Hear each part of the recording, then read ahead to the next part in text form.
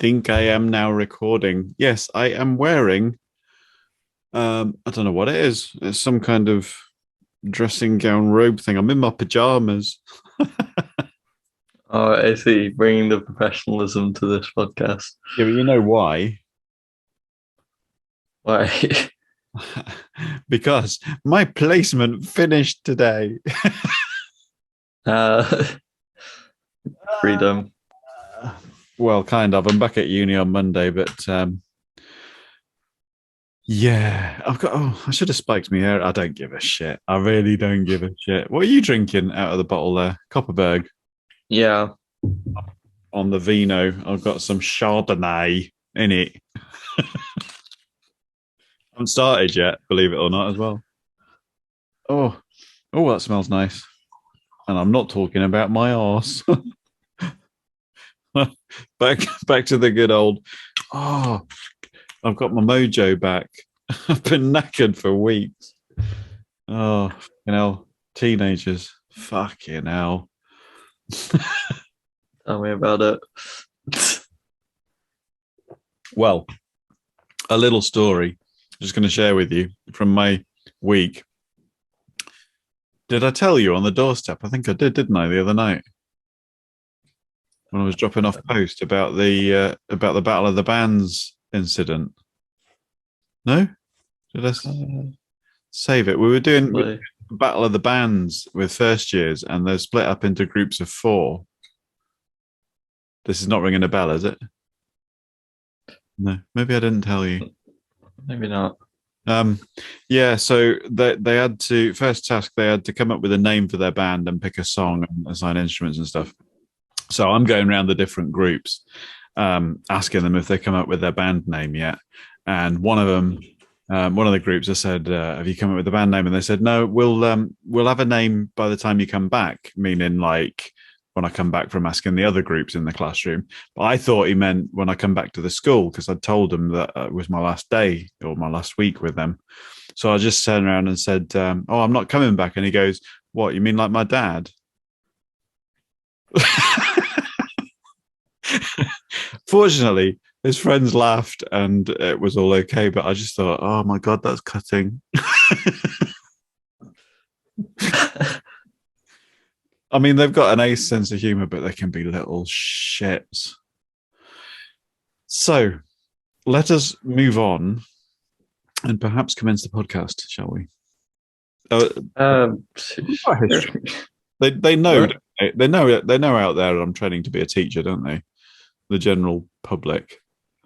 Yeah, you're not just breaking into high schools and talking to the kids. Not again, anyway. Oh, you shouldn't stop and drink at the same time. It results in a hiatus.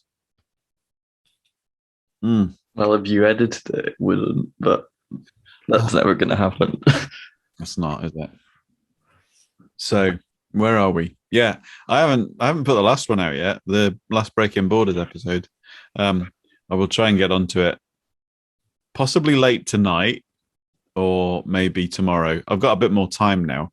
Although having said that, I've got a weekend of gigs and rehearsals and stuff. It's all getting busy again. I'm getting shows coming in and pardon me. Yeah, just for people listening to that, we recorded that weeks ago. Um, It was just literally 2 weeks ago, nearly two weeks ago. Wasn't it? Actually, I've just found the files for it. It was the 15th. I wanted to make sure I didn't record into the same folder, so I know they're being separated. But yeah, we haven't been on break for that long. no, that was South Africa part two, was it? Yeah. Yeah. Okay. Yeah, you said you were gonna. Did you say you were gonna sort out some dates so that I can put dates on the titles for those? Anyway, this is breaking bollocks, so maybe let's let's begin. Okay. Do you remember what we say? Well, it'll come back to me if you say it, and yeah, I don't know. Oh, I forgot to look up what number episode it is. Go on then, do your stuff. I'll look that up quickly. Not quick enough. Pregnant pause. Yeah. We hit 100 subscribers. We did we? God knows why. I mean, are they actually watching stuff though? Because I don't know. I mean, I saw that it was on 99, and then Timo hadn't yet subscribed, so I told him to go to it. so there's one that's definitely not watching then. On YouTube, this is for those who are podcast world. Anyway, yes, it's 83. Ooh, I might make it to that age. What flavor? Let's get started, and then we can talk about things. I was just playing Marvel's Avengers on the Xbox. Oh, I am Kamala. It's interesting. This is like a bit of a backstory thing because it's like I don't know if it's an alternate timeline or not, but there's an organization AIM or AIM, who I think MODOK works for on the animated MODOK series on Disney Plus. yeah, they reoccur throughout various Marvel things. Yeah. Cool. Okay. Anyway, I'll shut up and let you start. Maybe.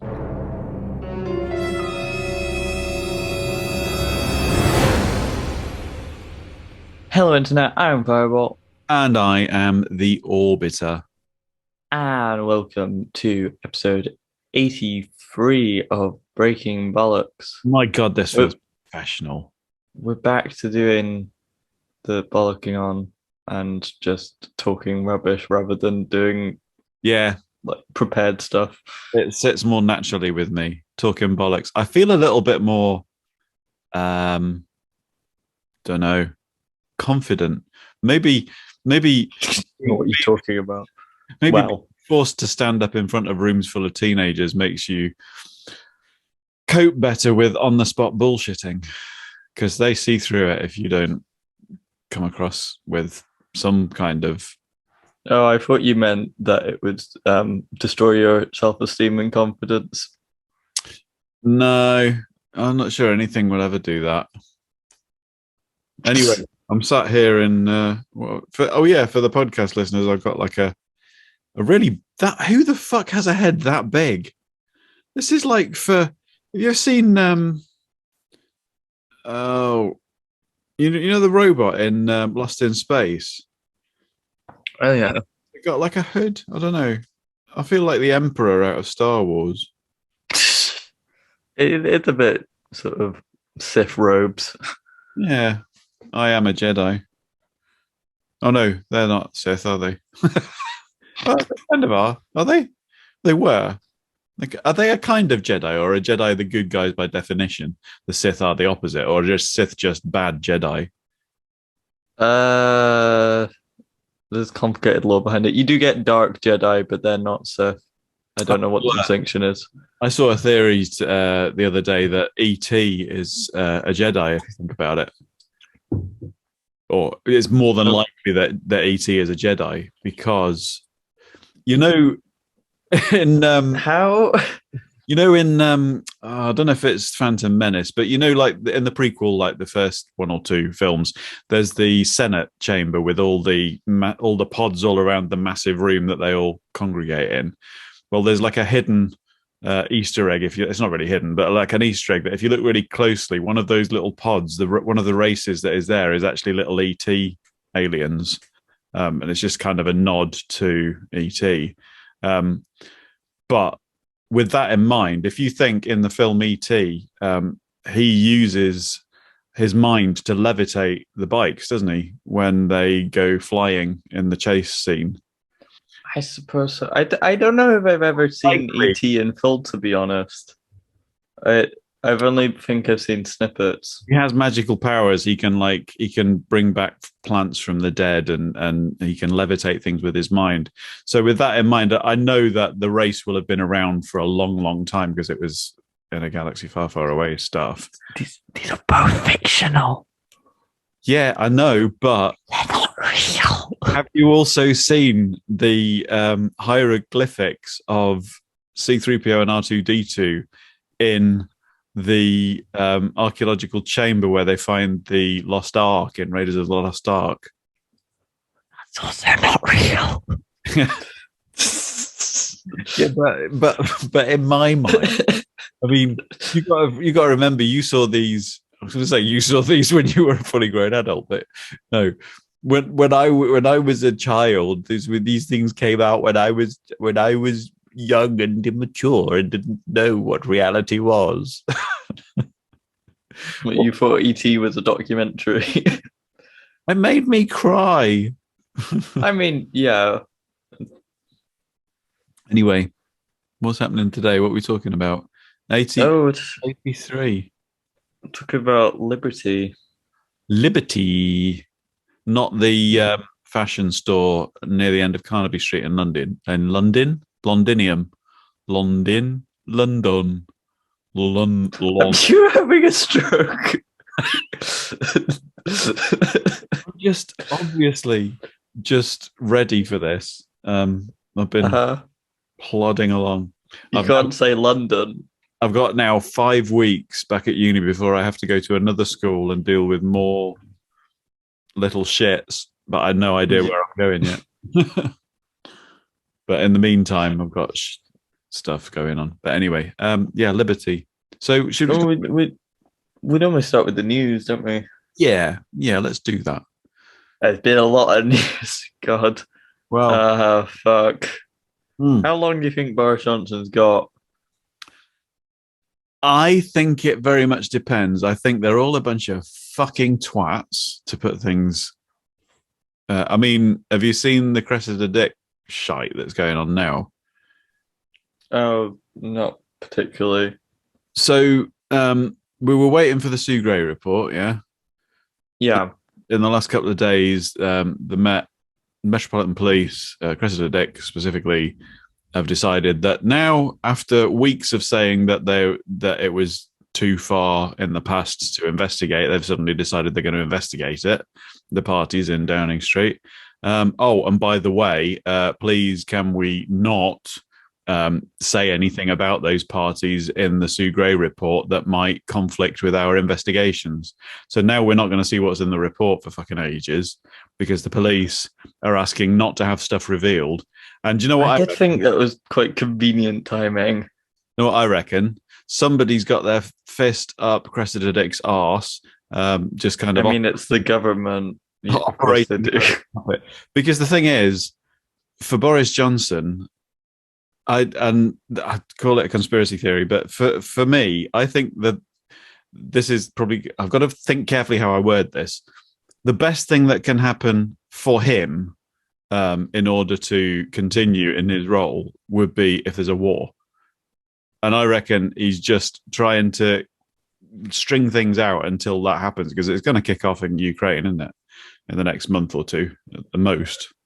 I mean, there's varying sort of reports of, because it's very tense, but at least on the outside, it looks like most parties are still hoping to like hold a ceasefire for as long as possible. Especially because basically the thing that I saw was when Russia invaded Crimea in 2014.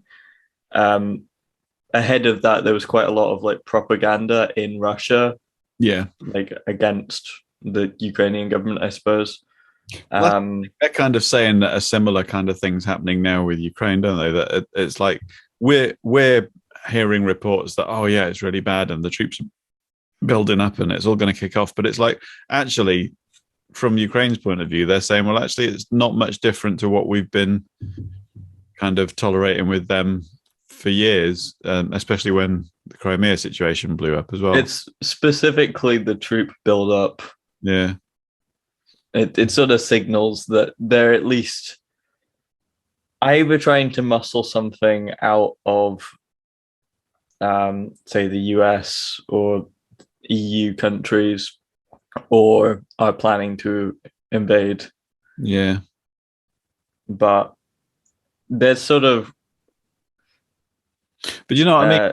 Boris Johnson's the kind of leader that would do politically do quite well out of actually being a wartime leader. I Unfortunately, mean, it's I something. guess so. His popularity couldn't get much worse than it is at the moment. I mean, out of sort of foreign interventions, war in Ukraine, at least among sort of Western countries, Um, or at least if Russia invades, actually intervening seems more popular than, say, going to Iraq yeah, or Afghanistan. I'm thinking about how the Falklands War affected Maggie Thatcher's popularity, bearing in mind what kind of a leader she was, like how unpopular she was at the time because of the policies. But it kind of, it's just like I can't see.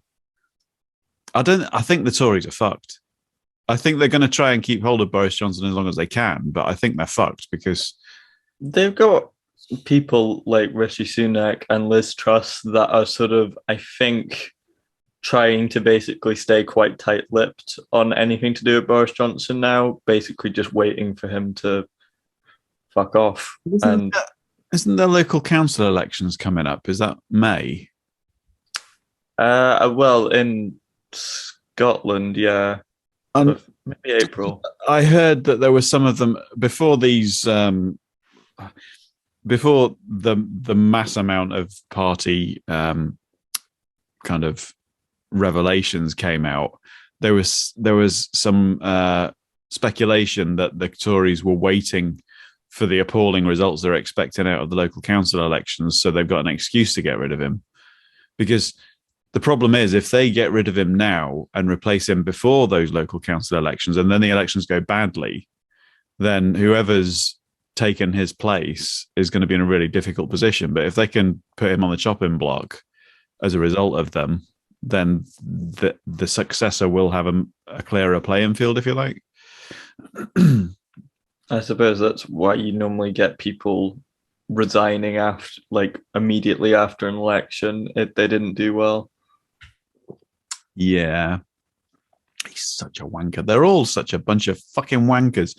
Jacob Rees-Mogg earlier on saying about like talking about this theory that's out there that Cressida Dick and the Metropolitan Police is all like some kind of conspiracy to keep that it's actually good for the Prime Minister in the position that he's in at the moment.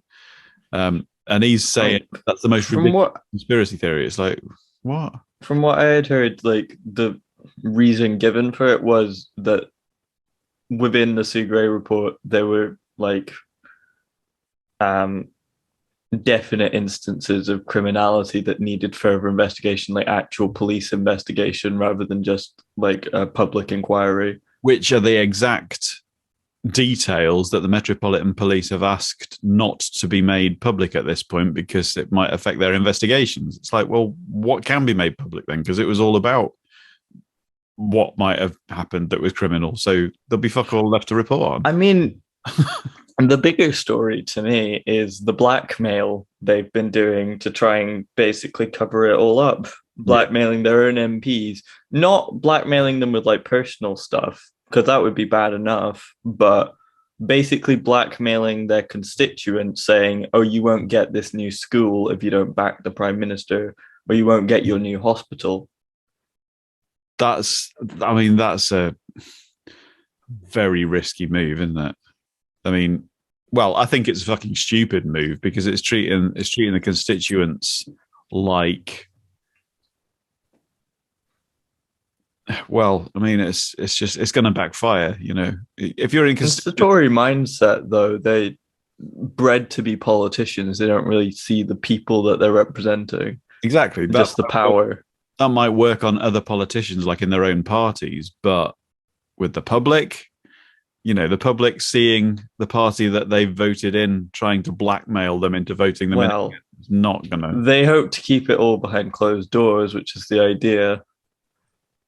But there's been a defection. Can't be done nowadays. Closed door. Well, yeah. I mean, so there's Christian Wakeford, I believe, guy who defected from the Tories to Labour. And to me, that's kind of like a two-sided story there, that the Tories are in such disarray that one of their MPs will go to not just like the Lib Dems or some sort of centrist party, but like to the opposite bench, to Yeah, Labour. I mean, there is another side to that, that it's like, well, that kind of shows that Labour aren't that far left now as well. It's like Yeah, really the sort of the anti-ground. fact that they'll accept a guy that voted to let companies dump sewage into our rivers. Keir's stuff Um, like the 2020s Tony Blair, isn't he? Really, in terms of yeah, position. but he also has way less charisma. Yeah, I suppose. I mean, at least he's not a war criminal. That's a start, but he's also not been in government yet. So, Yeah.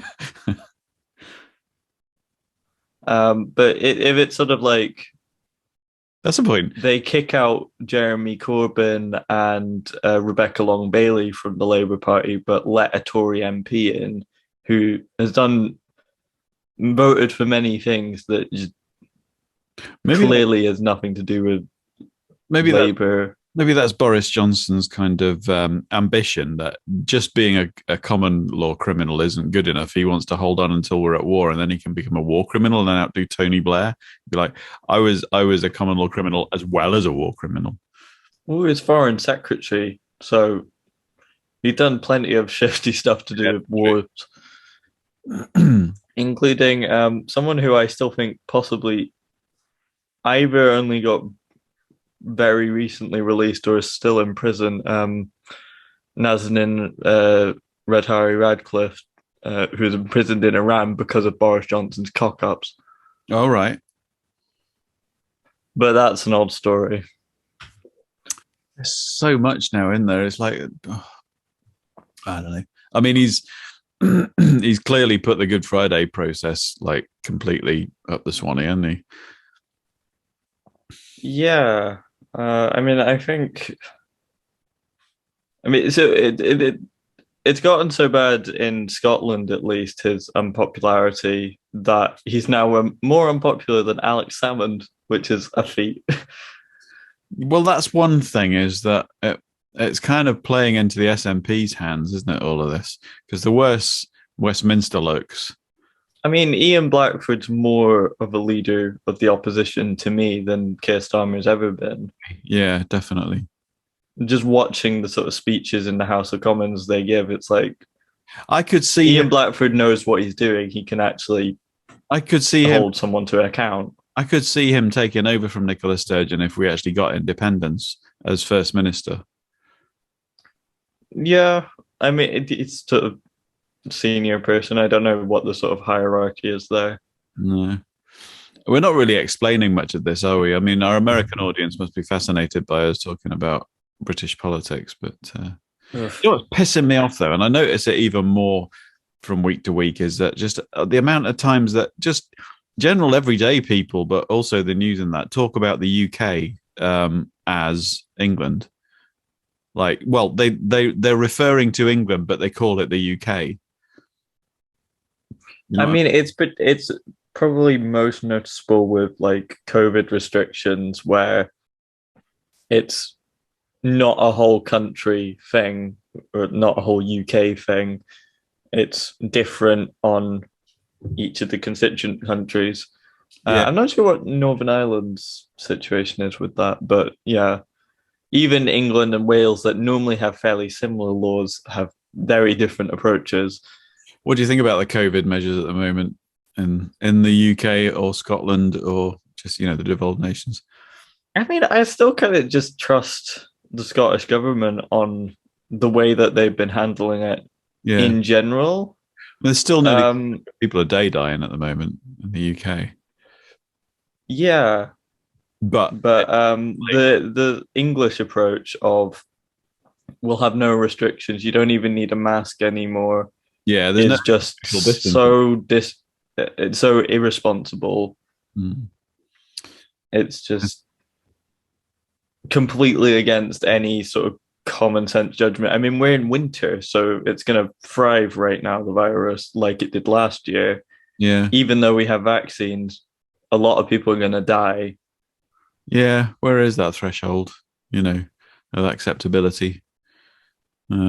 when you're talking about 300 deaths a day. I mean, a couple of years ago, that would have been considered horrendous.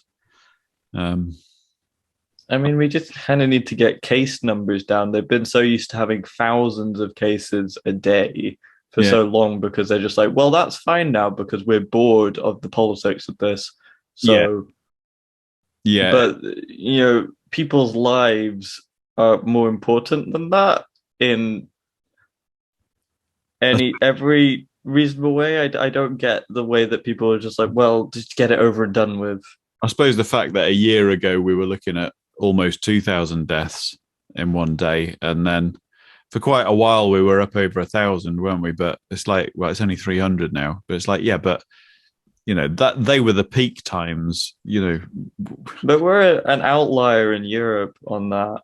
Yeah, From what I could tell, the rest of the EU is, lessening restrictions because there's see what happened. Not as much to worry about anymore. I haven't really gone looking for it, but you don't seem to see much statistics from places like Africa, and I don't know how Australia's doing at the moment with that. Australia's done. I mean, so there's a lot of criticism from certain people of Australia's approach, but kind of possibly because they're so used to trying to keep diseases out with like their wildlife population that's endemic to Australia. You mean like chlamydia from koala? I mean, who goes for that anyway? You know that 50% of koalas have chlamydia. Is it only 50%? I thought all of them did. No. Did they catch it off humans? I don't think so. To be honest with you, I don't actually know what chlamydia is, other than it's an STD in humans. Is it an STD in koalas as well? I'm asking you. I mean, so most STDs, they can be transmitted through sex or blood. It's just kind of exchange of bodily fluids. Yeah. But I don't think koalas would be sharing blood that much in the way that, like, thinking about if you share needles, that you would. Yeah, I'm shooting up with a koala. Shagging. I mean, it's Australians, so, Better dingo's kidneys. But yeah, so Australia and New Zealand have basically kept case numbers really low, and whenever there is an outbreak, lock down in that area pretty hard, and then they're able to just be open the rest of the time pretty much. It's a pretty good system, but I mean, especially with New Zealand, it's kind of afforded just from being so far from everything else, but kind of similar in Australia. So is there anything else in the news before we start talking about liberty? Well, the Council of Europe has explicitly condemned the UK's sort of backsliding on LGBT rights alongside Hungary, Poland, Russia, and Turkey. Is like as a whole, because I know. Yep. I mean, it's specifically rhetoric. Sort of. I did read something about there being a call for the Scottish policy that was being brought in on gender. What was the thing that they were bringing on in for gender reassignment? They were wanting to reform the Gender Recognition Act. Yeah. They've been wanting to do that since 2015 and have been talking to various groups, including groups that are mostly transphobes. Yeah. For a long time, but I think they're heading in after they came to a decision. The transphobes that were consulted didn't like the decision that they came to, so they haven't chat about it since. Yeah, but they have done a fair amount of research into it, haven't they? And kind of, they seemed to have reached a positive kind of direction in the end. See, it's so the thing that. So there was two things. It's the Equality and Human Rights Commission, but it's just UK based, and it's, from what I've heard, very politically influenced. So two things: wanting to halt Scotland's reforms, which would be a big step for trans rights, in my opinion. It's kind of the good thing about having the Scottish government to me. Scotland seems to do that quite often with a lot of controversial policies. Like they always seem to be quite upfront, like one of the first nations in the world to introduce progressive policies. They seem to be quite leading. I think I mean, not the first in the world. Legalize gay marriage. Well, weren't they one of the first countries to legalize gay marriage? No, they would have done it, I think, at the same time as the rest of the UK. I think the Netherlands was the first. Okay. Uh, Maybe but humanist ceremonies. I'm not sure. Carry on. Possibly. To be honest, I think most of that's coming from the SNP having to work with the Scottish Greens to get stuff through, and the Scottish Greens pushing just Scottish politics as a whole to the left and more progressive, which is a good thing to me. Just while I remember, it's been a while since we've had a break in Bollocks, but since then I've been working on my first assignment for this year for uni. And there was something that I found quite interesting that I came across in doing research. The United Nations Convention on the Rights of the Child has been ratified by every nation on the planet except one. Do you know which one it is? I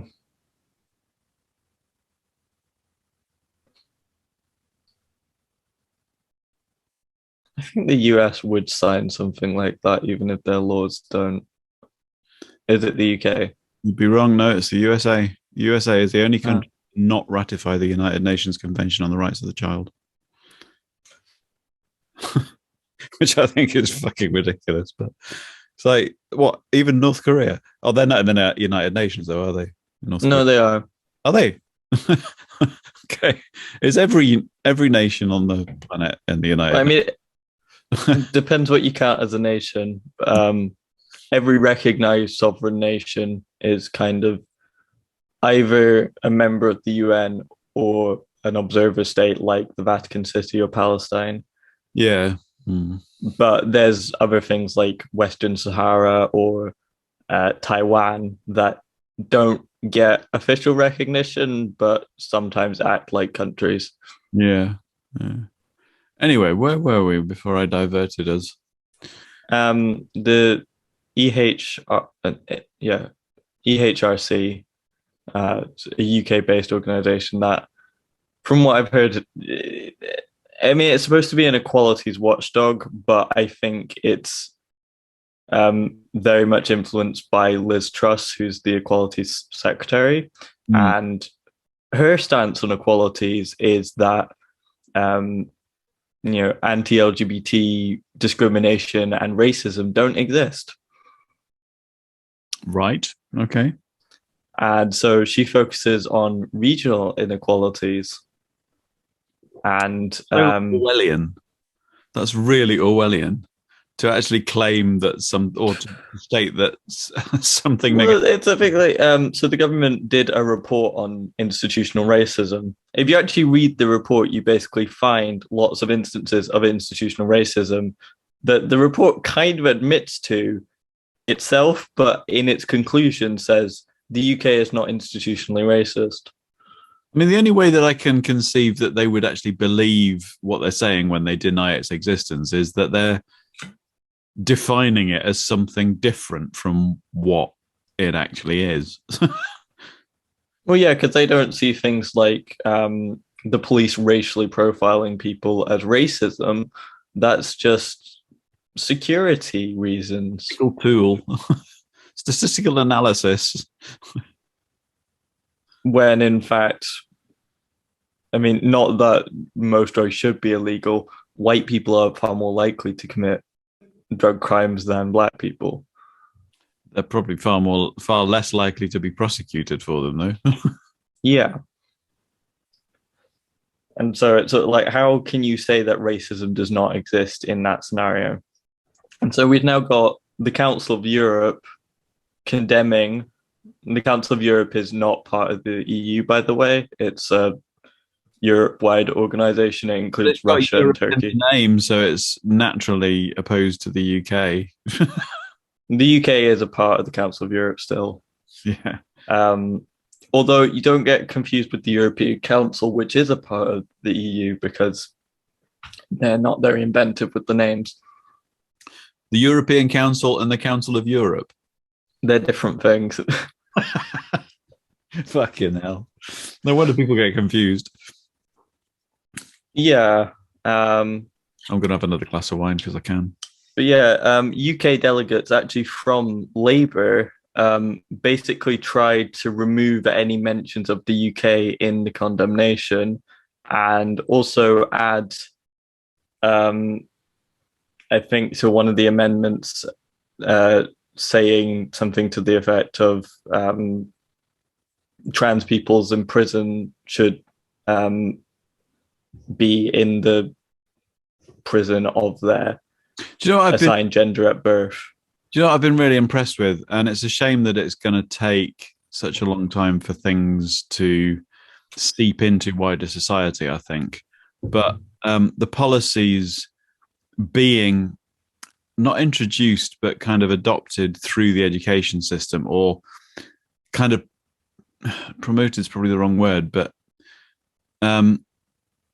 generally, the being in a school and seeing what kind of policies are being adopted, it's really progressive. Like in briefings, like staff briefings, pretty much every week there is attention to detail over pupils whose gender identity is in the process of being established by them, if you like, that they are deciding to be addressed by a particular name, and even to the point where there are children who are deciding how they want to be addressed, and their parents aren't yet on board with it. So we have policies in place to kind of deal with that, and it's like there's no question of whether or not it's the right thing to do. It's just like it's basic. Yeah. It's I mean, as a teacher, as a doctor, I suppose as a pastor, if you are religious, you have a duty of care, especially to children. Yeah, yeah, to not let them down and provide a safe environment for them. yeah, absolutely, yeah. And so it makes sense that those sorts of places, also just generally teachers are pretty smart, switched on people when it comes to politics. Yeah, which it's interesting to note that generally they are quite anti-establishment. Certainly the current establishment. I mean, it'll go back to sort of the formation of teachers' unions, where teachers are workers like anyone else and are under harsh conditions and low pay. The other thing, I mean, the pay is not too bad now, certainly in Scotland. But the other thing, I mean, they continually have to fight every time. Like at the moment, there's a rejection for the latest pay offer from the Scottish government because the latest offer doesn't keep pace with the pace of inflation at the moment. So it's like an ongoing thing, but it's not too bad. But what I suppose what kind of leaves an imprint in your mind when you've been in a school for a while is that you're dealing with kids from all different levels of society, if you like, that some of them have got really shit situations, and you kind of you're seeing the a cross section of some of them are from really wealthy and not always the same ones, but stable family environments, and others like literally having to do everything themselves because their parents can't look after themselves, let alone their kids, the ones that have even got parents at home, it's kind of so in that kind of environment, I suppose it would be difficult not to see it as obvious that the system is failing a lot of people. Yeah. It's working for some, And I suppose by definition, it's always going to work for the ones that are taking the cream off the top of the pile. I mean, so I'm actually taking a sociology course this semester, and the current unit's on class stratification, Mm, which basically stratification means so you've got like these sort of hierarchical levels of society in terms of your living conditions, in terms of your um, means to do basically what you want to do with your life, mm, um, freedoms, that sort of thing. yeah. Um, where a lot of that wealth, the vast majority of the wealth is in the world is concentrated at the top, where the 8 richest people in the world hold more wealth than about 3.6 billion poorest people in the world. That brings up something quite interesting to me actually when thinking about the subject of today's podcast, because my initial assumption when talking about liberty as a subject would be about, and I think you'd mentioned about possibly skipping one of the subjects. The next one was going to be on authority, because the two are quite, opposite sides of the same coin, if you like. Um, Yeah.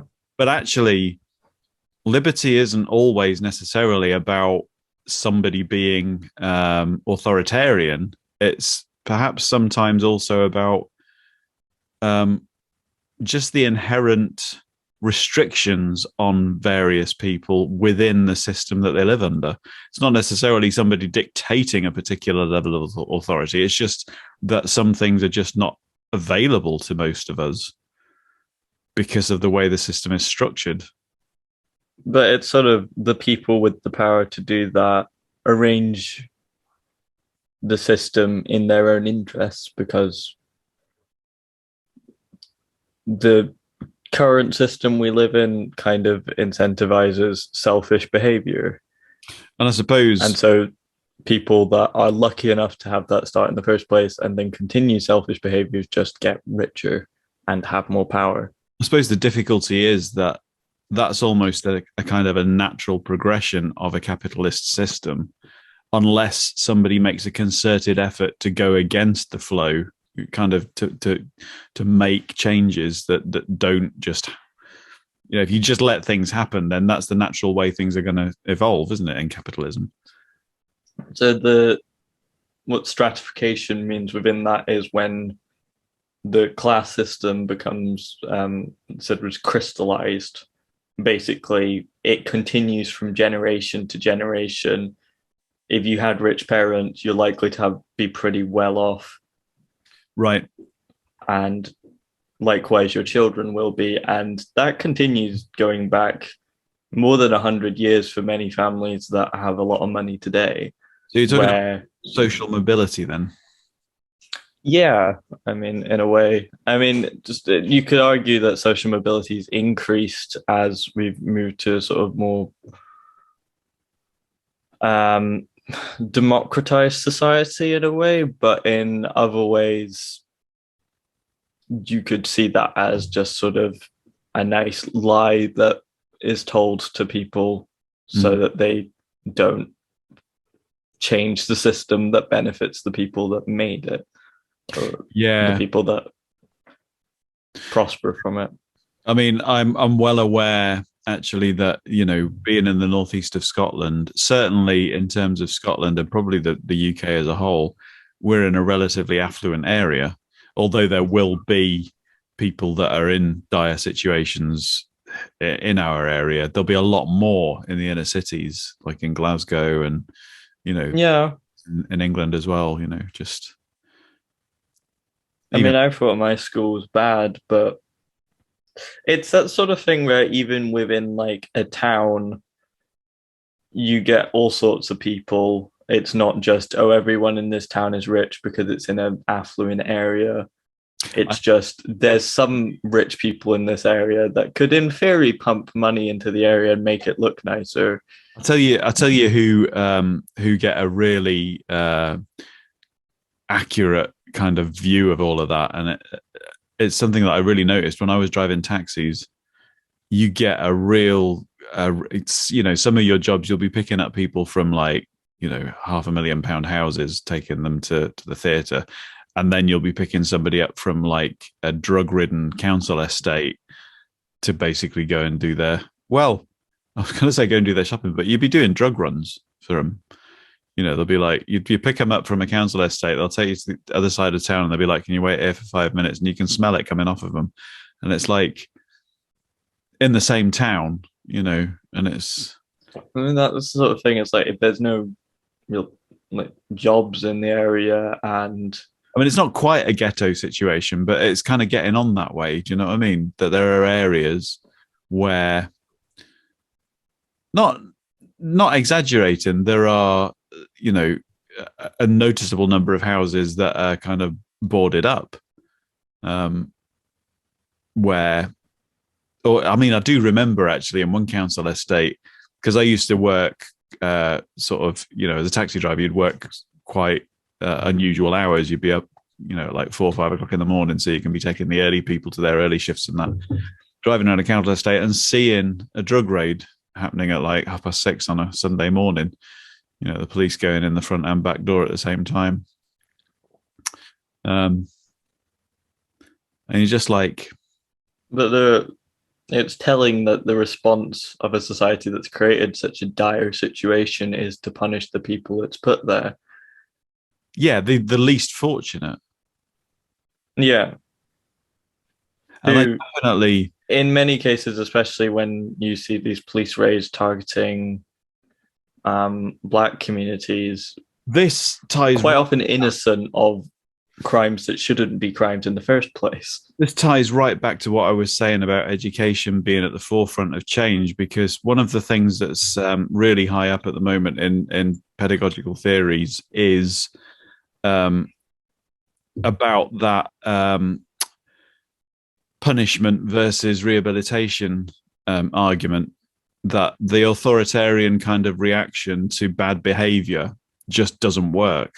And all current theories, pedagogical theories, point to actually it's about restorative dialogue. It's about involving people in their own kind of elevation from whatever situation they're in, giving them choices and how, and it's really difficult to do when somebody's being an absolute cunt to you. But from the point of view of somebody who is in a position of, I suppose it would be a position of authority, you've got to consider that these people are being a cunt to you for a reason, and the principle that every behavior is a communication is something that I think a lot of politicians and law enforcers would do well to, and I'm sure there are some in the police who are good at it, but the police as an organization is not necessarily the best placed to enact this kind of approach to it. But because it is about law, isn't it? It's about, how do you enable people to change themselves when they're in these situations? Because it's no good trying to impose change on them. They have to want to change and be able to choose the change that they enact. Do you know what I mean? That's liberty. It's no good saying to someone, this is the way that you should be living, and we're gonna punish you if you don't. Well, I mean, so you saying that sort of rings a bell with the way that our welfare system actually works. Right. Where if you're on unemployment benefits, you have very strict restrictions placed upon you until you find a job. And do you know that, have you seen in the news that that's changing? I'm not sure when it's coming in, but the Tories have changed that procedure for universal credit, that you used to be able to look for a job within your specific industry, your chosen industry, for 3 months before you would have to then widen your search to any job. They're reducing that to a month. So in a situation where lots of people have lost their jobs over the COVID lockdowns, and everybody's looking for work that have lost those jobs. They are now saying you can only look for your chosen job, the thing that you're most skilled at, that you've trained for years for in some cases, for 1 month before you've got to start looking for any old job. Otherwise, we're going to take away your benefits.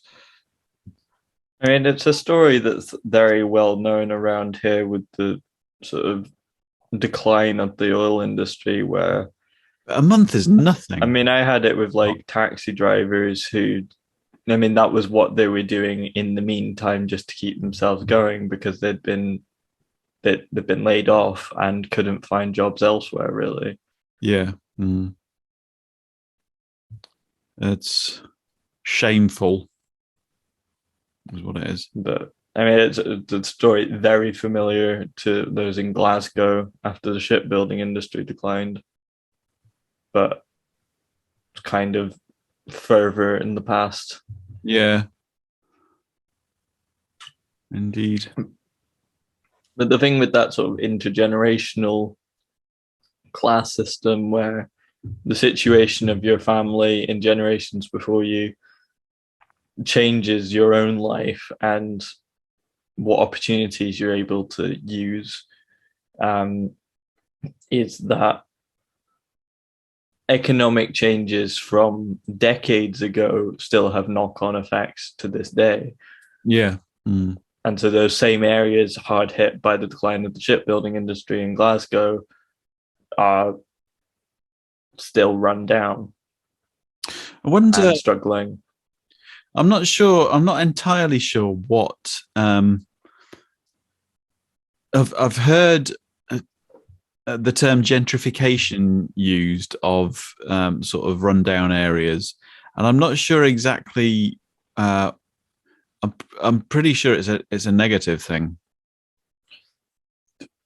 Yeah, it's kind of Like squeezing people out. I mean, where do people go if? when sort of more affluent people enter an area, the value of the land kind of goes up Yeah. just from certain people and certain businesses being there. And so as more affluent people come in and more sort of pricey businesses, things like coffee shops, Yeah. I mean, office blocks, that sort of thing, come in, then you have people unable to afford to live in the area where they used to be able to afford because the price has gone up to live there, basically. Yeah. It's interesting, sort of applying these principles to my life and your life, I suppose, in that kind of class. I mean, like my situation, I'm finding it hard work to become a teacher, but it doesn't feel like it's an avenue that is closed to me because I know, I don't know. It's like I know, like I'm like if my mum could do it and my brother could do it, then I can do it, kind of thing. So it's almost like there's a psychological kind of bias towards it's something that I assume I'm capable of if I work hard enough. And the money is like a carrot. Do you know what I mean? It's like I would really like to earn enough money to go on nice holidays every year. So I'm going to work hard to do this. I'm not so sure about your situation in terms of obviously there is I don't know. I mean, like if you think about our family situation, I suppose you come from, even though we haven't had loads of money as your parents, you come from a fairly well-off family in relative terms. I come from a relatively stable family, which is Stable, right? I mean, being stable doesn't necessarily mean that it's a great situation, but in my situation, I'm lucky enough that I have a pretty good family that supports me, at least emotionally, and in terms of sort of practical aspects It's a of big growing up, basically. it's a big thing to know actually with a family structure that even if any particular individual might not be best placed to offer financial and or emotional support at any given time, there's usually someone within fairly close reach that could within the family. It's sort of something where like my financial situation now is entirely dependent on the fact that I'm going to university, and so if for Well, mine is whatever reason, at the moment. what Mine is as well at the moment, actually, and I that mean, yeah, ended up back at university because we were up shit creek, and I thought this is the only way I can actually survive. But it just turns out that coming out the other end of it, I'm going to be better off. So that's fortuitous. But yeah, I suppose that's but a good thing in a way, though, that we are in a country where,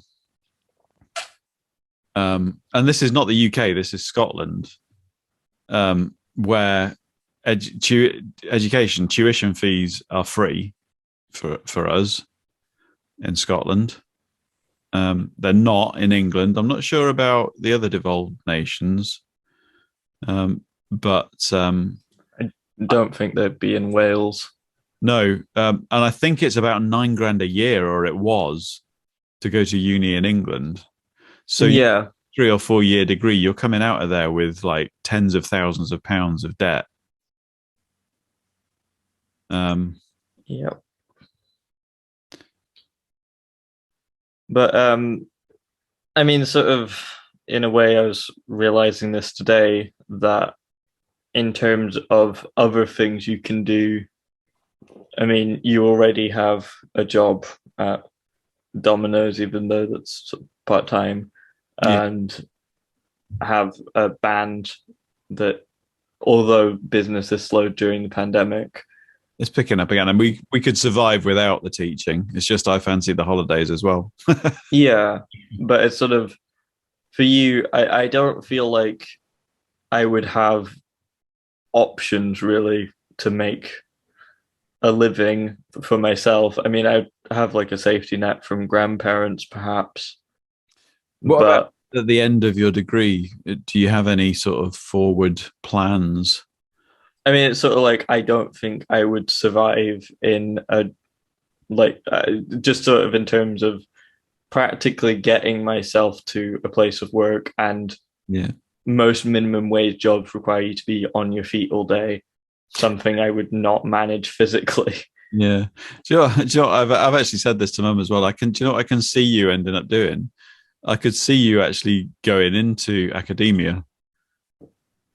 Yeah, I mean, that's kind of my plan. So Yeah, I mean, you've got the brain, and actually, academia, as we've already referenced, is one of the more progressive sectors of society that not just in terms of gender recognition, but also disability access and stuff like that. You know, it's kind of. I mean, we've got actually somebody came into one of our classes, one of our lectures, who actually is a specialist composer in the department of music, who's um, quite not yeah, it's revealing. I was going to say not to a Rain Man extent, but that's not really realistic, is it? But they're quite autistic, a lot more autistic than you, I would say, further on the spectrum, whatever that means. Um, but I mean, yeah, there are other limitations, obviously, but I mean, it's sort of a complex thing with that sort of further on the spectrum thing where there's like to your average person who's not like trained in any sort of um psychology or anything like that specifically to do with autistic people probably would not notice I was autistic even having like lengthy conversations with me. well, that's something that I was just going to say that some when you're in a position of trying to educate someone, or when you're in a cerebral environment with someone, you tend to notice these things a lot more. Like there are kids in the classes that I've been teaching that just something in their behavior or the way that they approach or something the way that they say things, you just think, hmm. And maybe I find it easier to pick up on because I've got that experience with you, that there are aspects that you think that's quite an unusual trait, but it's kind of normal to me, but it's kind of not what would be completely mainstream, shall we say. But that's the other thing about education, is that it is being integrated a lot more than it used to be, in terms of there are a lot more different medical conditions included in the wide umbrella of mainstream education now than there used to be. There would be a lot of kids that are in mainstream school now that would have been at a special school, special needs school before. I But mean, I very nearly was when I was younger. yeah, yeah. But it's a lot more now about having a special unit within a school, so that even the ones that can't be in mainstream education full time will spend at least some time in with the rest of the kids. And I think that's a really important thing, not just for them, but also for the rest of the kids, because these we're all members of the same society. And if you go segregating different people, then they're not gonna be accepted by the wider public who don't experience them. Do you know what Yeah, I think unfortunately that sort of segregated education with um, disabled kids and um, abled kids. I mean, not necessarily everyone that would be in mainstream education would be like neurotypical, for example, but sort of this idea of it's kind of based on disruption more than anything, of like, oh well, someone with ADHD will disrupt the class, therefore we must keep these things separate because we don't want to disrupt everyone else's learning. Where it's sort of like, Whereas that's a really fucked way to deal with education as a whole, where like, the focus now is really about adapting the environment to suit the individuals who are within it. Which actually, if you apply that to society in a wider sense, is like, well, actually, that makes a whole lot more sense. Because what is the point of an organization that doesn't cater for the individuals that exist within it? yeah, It's for just sure. nonsense. That really is the essence of liberty, isn't it? That in a society of any size or structure, if the individuals within it are not free to be themselves, then they are being forced into to conforming to particular roles that are not who they are. And that is, what is the opposite of liberty? Um,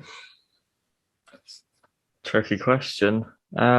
It's slavery or imprisonment or both. I mean, it's sort of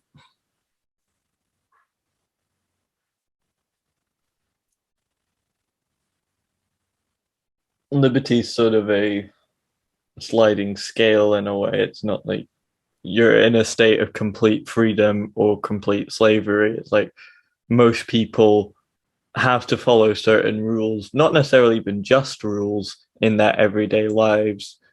Um, Otherwise, they wouldn't fit in with society. I suppose some things are just kind of a logical organizational tool, if you like. For Mm. instance, as an extreme example, you you couldn't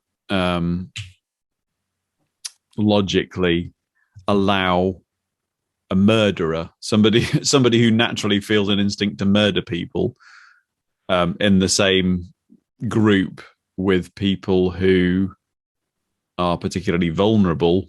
But I mean, there's a sort of telling thing that sort of like, well, why would someone have a natural instinct to murder people? Yeah, is I it? mean, serial killers are very rare, Yeah, and murders usually just happen sort of by accident I mean, and are fairly rare in themselves. that things that extreme are often seen as a kind of a is it a biological imbalance that comes about because of prolonged exposure to extreme psychological circumstances? I mean, someone, unless in a very specific circumstance, which is where you get things like serial killers, but again, they're very rare and kind of sensationalized in the media. Um, I mean, sort of things like serial killers, they work on sort of power trips, There's usually men killing women, well, vulnerable women. actually, the fact that they are the subject of so many entertainment media, like TV series and films and stuff, just goes to show that actually there is an aspect of that mentality which is present within all of us, because those who enjoy that kind of um, exploratory journey of watching that sort of thing, there's something that it must tap into, that you're kind of intrigued by, that there is that kind of destructive element within all of us. It's just I mean, whether or not that humans have always been fascinated with death. It's sort of a way of, I suppose, pattern finding as a way to prevent our own deaths. let's face And it, so your brain kind of rewards you thinking about death in certain ways, in that you're sort of like, apart from being human, it's the one thing that unites all of us. yeah, And that's something, well, actually, that's an interesting, I was just going to say that's something that we will never be free of in terms of liberty, but will we? I mean, you have like, so it's sort of death in what way, but also even in the case where you somehow have your consciousness transported into a robot of some kind, eventually in the heat death of the universe, you're gonna run out of fuel. Yeah, that's a fucking long. That's a long time to have to put up with shit. I've always thought, I mean, uh, it would just mean the end of aging specifically, not necessarily the end of destruction. Machines can still very easily be destroyed. yeah, interesting, all very interesting stuff. I mean, not sure how closely related it is to liberty, but um,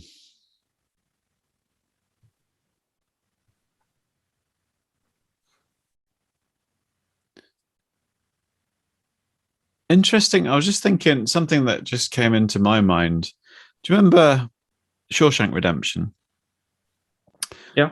The character played by Morgan Freeman, who has been institutionalized to the point where when he eventually gains his freedom after decades in prison, actually, I know it's a spoiler, but if you haven't seen Shawshank Redemption, go watch it. It's a fucking excellent film, but he can't cope with it to the point where he takes his own life. Well, that isn't Morgan Freeman's character. That's a different one. Is it? Oh yeah, sorry, it is. Yeah, you're right. Actually, yeah, because he's. Is it? Because he's not Yeah, alive. there's a different character that gets out No, no. before him. Yeah, but no. There's. Then he meets Tom Hanks' character at the end with the boat. No, it's not Tom Hanks. Is it not Tom Hanks? No, no, it's I can't remember who plays the. It's not Tom Hanks though. Um, are you thinking of the Green Mile? I think that's Tom I Hanks. swear it's Tom Hanks. Not Tom Hanks. And I'm sure Morgan Freeman does top himself after he's got out, because he can't. He basically ends up in a bedsit on his own after he's been looked after by the prison all his life, prison system all his life, and he can't cope with it. But because you remember, he leaves instructions for the protagonist. He looks a lot like Tom Hanks, Tim Robbins. Tim Robbins. Does he though? Does he really? Yes. Okay, if you say so. I thought he was Tom Hanks while watching that film. Yeah, but you were quite young. It was a couple of years ago. You're not that old now. It wasn't a couple of years ago, was it? Yeah, I can't believe I'm pretty sure. because it was after I'd broken down crying over something, and I was in a phase of doing that. Okay. I can't remember. Can't remember that's anything specific that would cause that. But Anyway, it wasn't me. I didn't. It wasn't nothing to do with me. I didn't make you cry. oh, I don't remember specifically what it was, but I think it was gender stuff. Something scarring, probably. Yeah, it's kind of a necessary part of. Character development. Yeah. I mean, that's the thing that I was going to say with kids kind of being little shits to you, even though you can see they're in a sort of desperate situation. It's kind of, I mean, when I say they're kids, because a lot of people sort of dismiss The young adult. like kids. Really, they're young people. Yeah. I know what you mean. Where they most people at that age and beyond that age even um they know what they want, but they don't necessarily know how to express themselves in a healthy way. They've not Do you know gotten to a stage yet where they're healthy, really. what I found quite interesting, and I don't know if this is a digression from the subject matter, but I don't care because we talk bollocks anyway on this podcast. Um, I struggled big time with the first 7 weeks of my placement before Christmas, and that was perhaps partly because obviously I was completely brand new to the classroom environment, being a teacher, being in charge of that many kids at the same time. But also it was the kind of assessment part where I had to pass the tutor visit and I had assignment to do in that. But this 2 weeks that I've gone back to the same place since Christmas, I've really felt myself relaxing into and felt more comfortable with. But over this last week, just this last week that I've been doing, it's been like I've had right up to the last day kind of less motivation to be doing the full job, if you like. I mean, I've been getting on all right with the kids and stuff, but it's like I feel like you have to have that kind of length of time ahead of you to have a reason to keep, because I knew I was leaving. It was like I didn't need to, I don't know what I'm trying to say, really. Losing the thread of my train of thought, but You didn't have like time to develop the relationships you kind of need to have yeah, I was that getting to that effect. point. It's a 9 week placement, and the next one's like 8 weeks in 2 4 week chunks. And I was getting to the point where I felt like, yeah, I'm getting to know these kids now, so I can begin to relax into it. The assessments parts of it's over. Um, there are obviously there's a need to be relatively in control of the classroom and on top of stuff that you've got to try and teach them. But in terms of relationships, which is what it's all built on nowadays, is building relationships with the kids, because that's what it's all like. You can't. That's an interesting thing. I was going to say you can't wield any level of authority if you don't have their respect, if you like.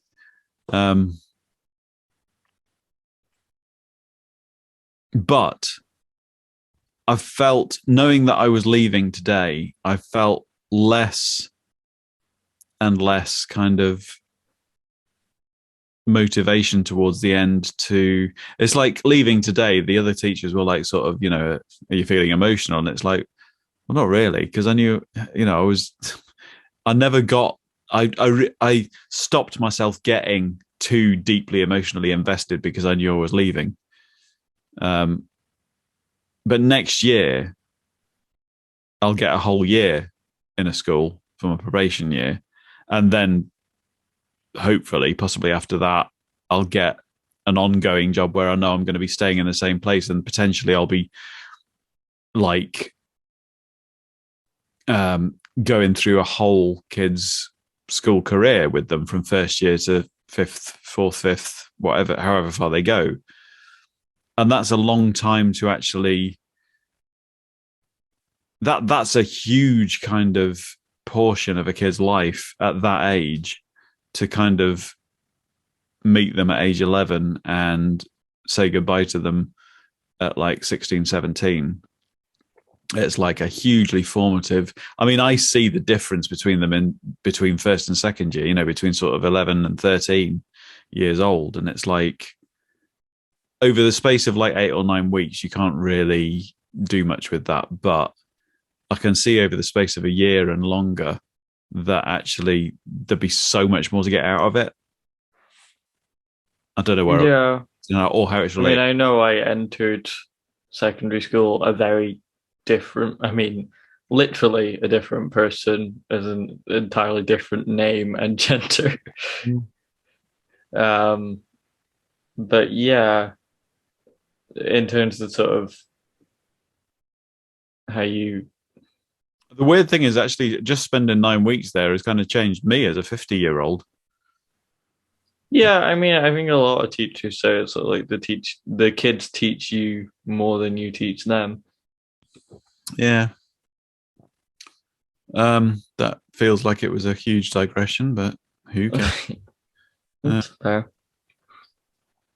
Anyway, on liberty in general, so the way that I see it coming from, I sort of see myself to some extent as an anarchist, even, um, is any power relationship where basically it's unbalanced. One person has more power than the other. Yeah, Um, in sort of real terms, um, that opens up opportunities for abuse of that power. yeah, And so, especially when the people who have more power are able to change the system and make a system in their interests, and because they have the power to do that, they there's usually do. there's an inherent difficulty, I think, thinking about that, in that the incentive to change the system must decrease the more powerful you get within that system. Yeah, there's a TV show I've been watching.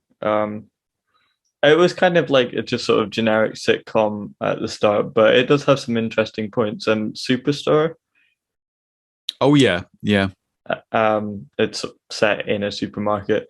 However, most of the characters are like floor workers, basically. I've got that on my list. Is that not from the same team that did Parks and Recreation? Yeah, Because I'm currently watching through those because I know you'd watched a lot of them at home, but I didn't see them all. So I'm watching through those at the moment, the Parks and Recreation ones. And I've got Superstore on my list for some point, but I didn't know whether or not I would enjoy it. So I'm gonna shut up and let you talk about it now. So I can. but one of the characters basically um who'd previously been involved in like unionizing and stuff becomes the manager of the store, Mm, and suddenly their character changes a lot. right. They initially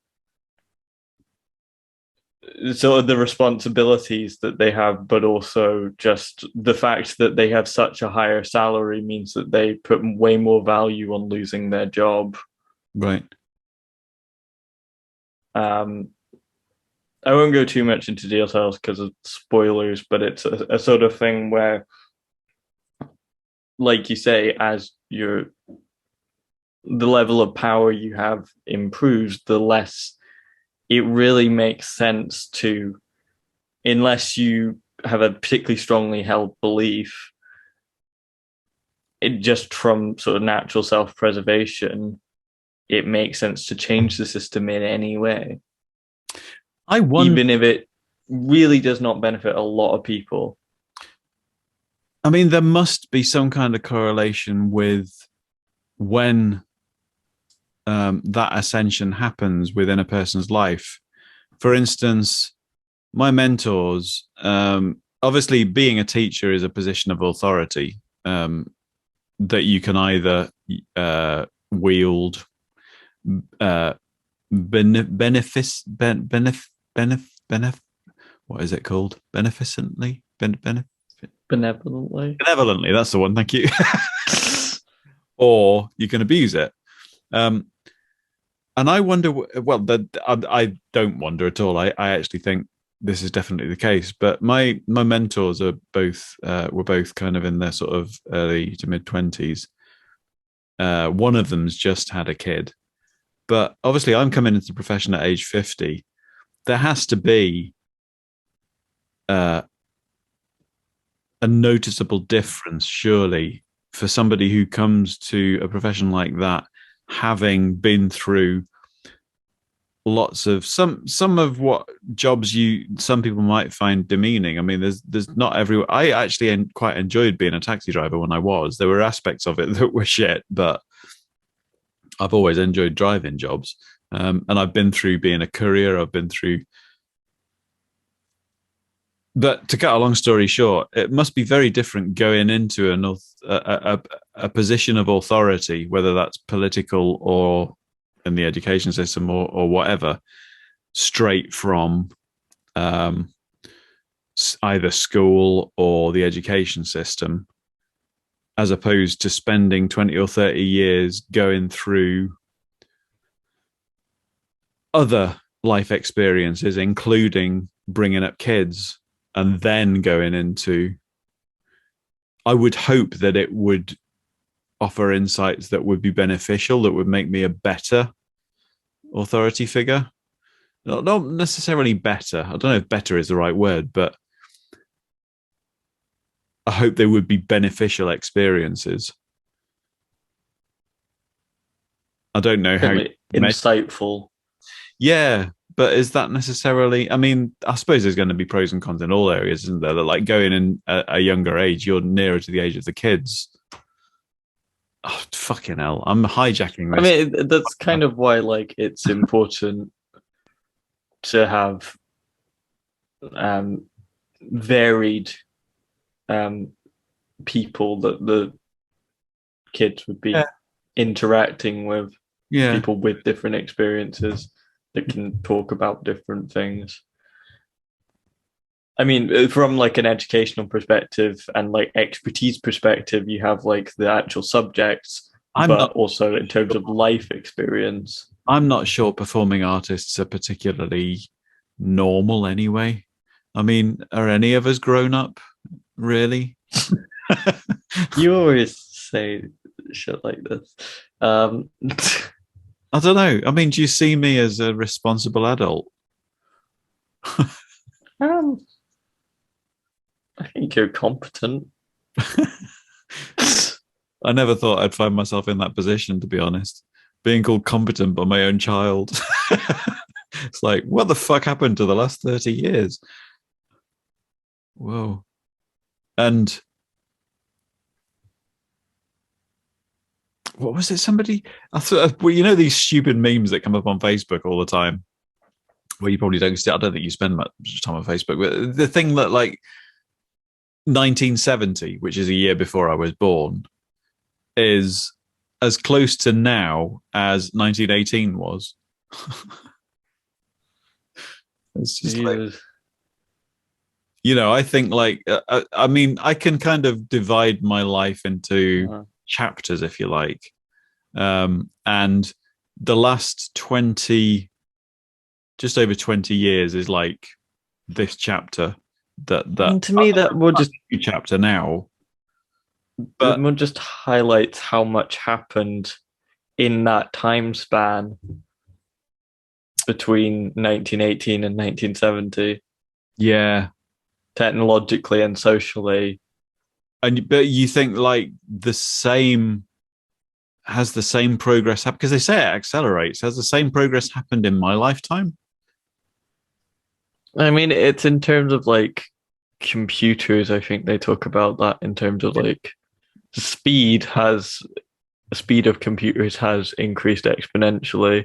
You say that, but I mean, like that is definitely a relevant thing. But it's a long time for me to look back on.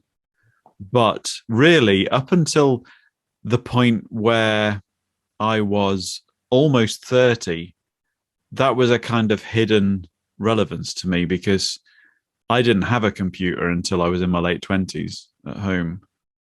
Um, you know, I it's mean, it's kind of like technology and culture kind of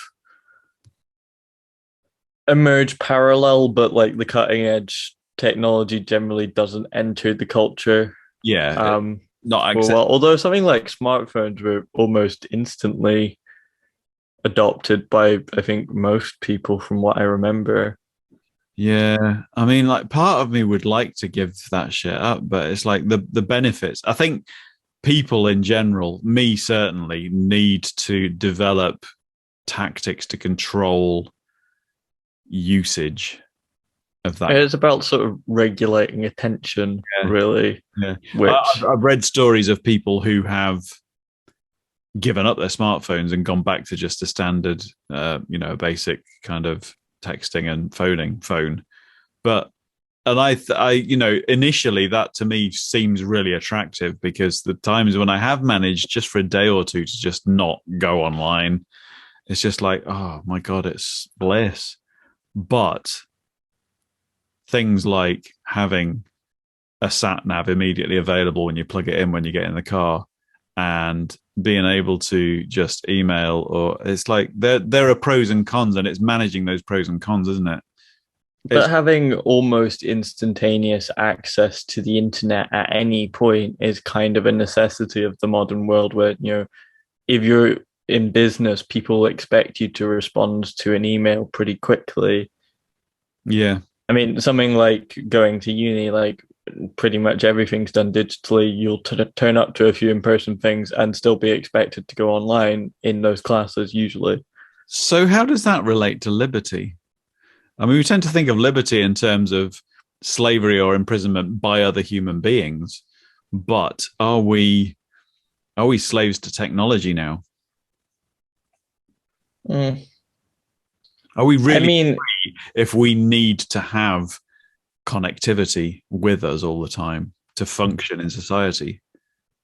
it's sort of we're a slave to our needs in a way. And when a need has been created in society, then to have certain technologies where your options significantly limit in terms of who you're able to socialize with. Like most people my age will be kind of weirded out if you're not on like some sort of platform where they can talk to you. And so I suppose it's kind of about optimizing opportunities, isn't it? Because it's always been a case of um, certainly in the showbiz professions that you take advantage of opportunities as they come along.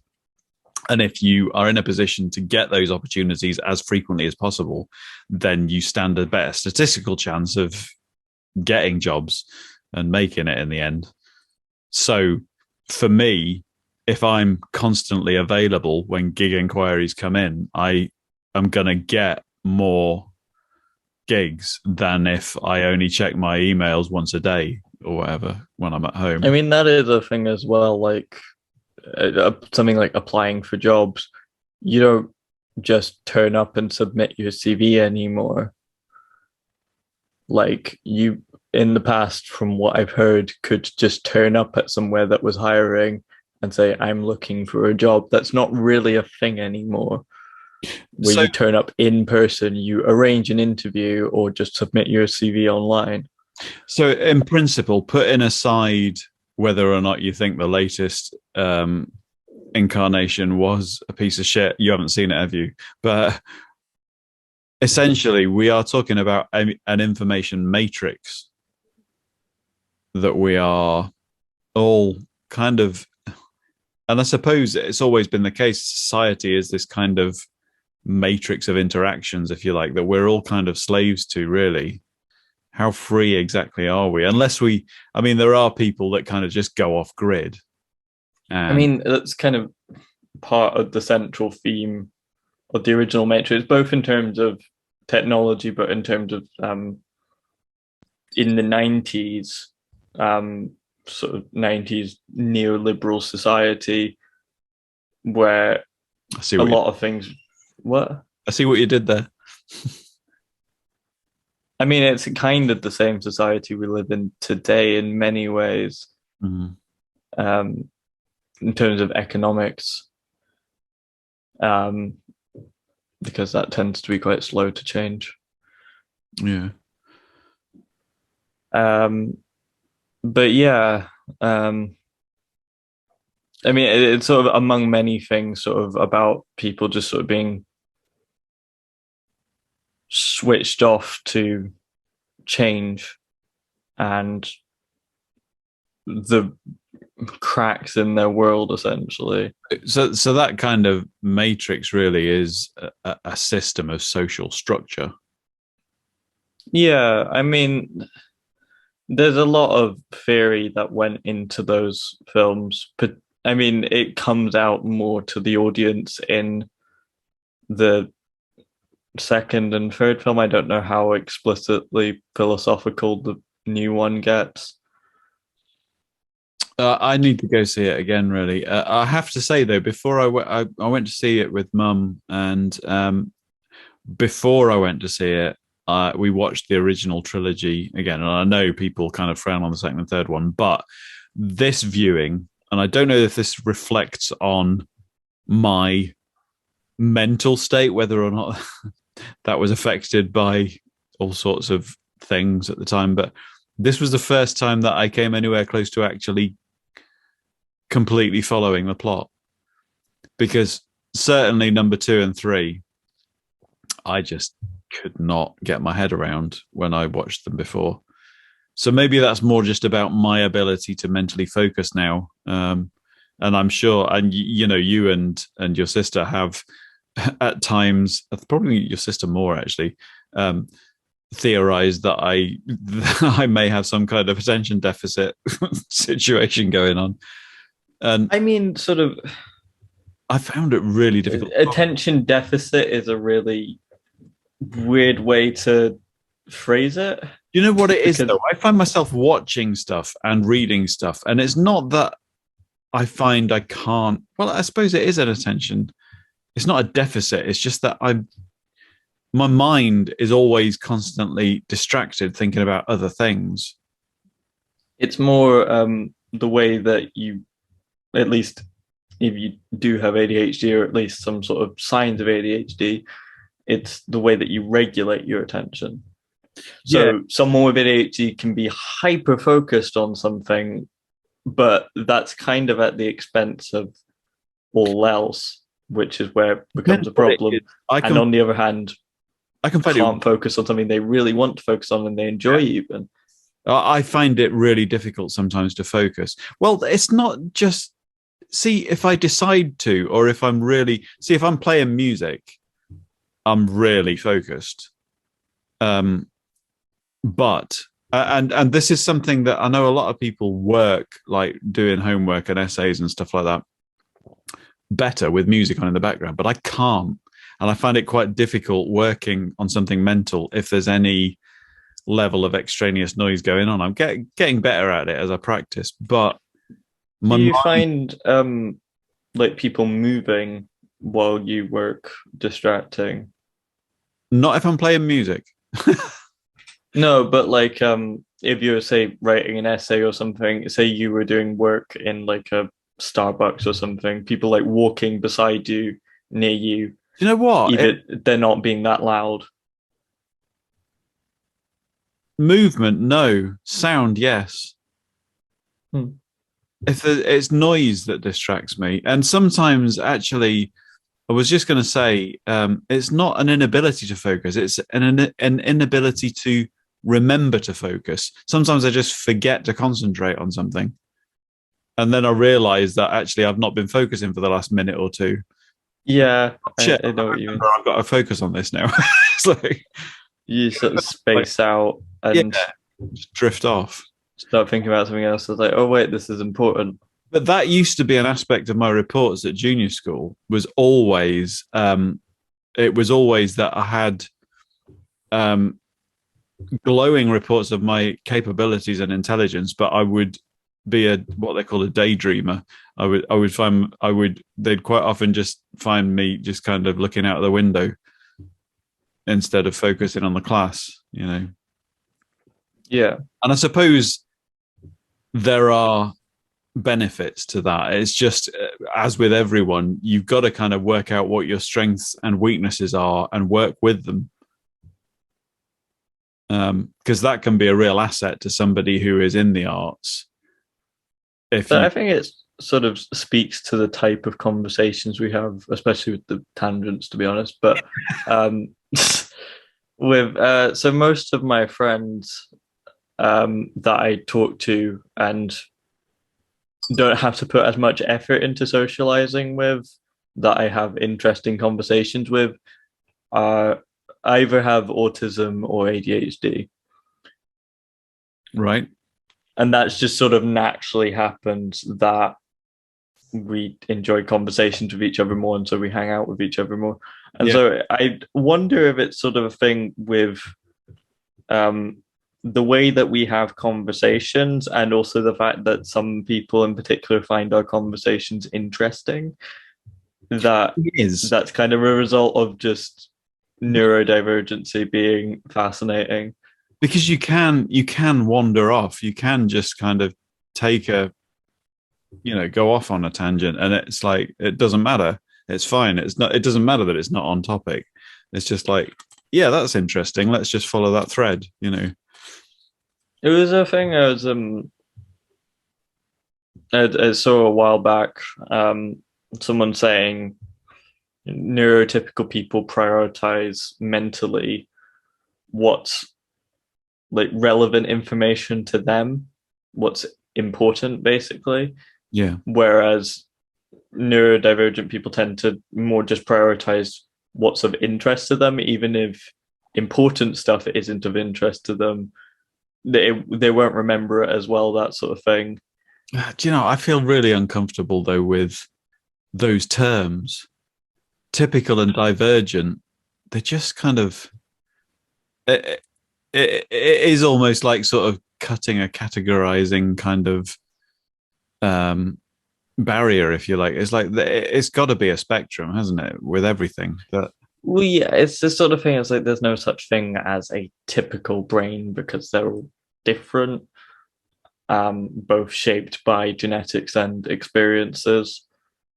Where I'm just going to leap onto that label of genetics there and talk about something we were talking about earlier on. The thing about I read a thing. I think it might have actually been something that Stephen Hawking was talking about, that theorizing that there's a danger that at some point, with genetic advancements, there will be the people with money will almost develop a kind of a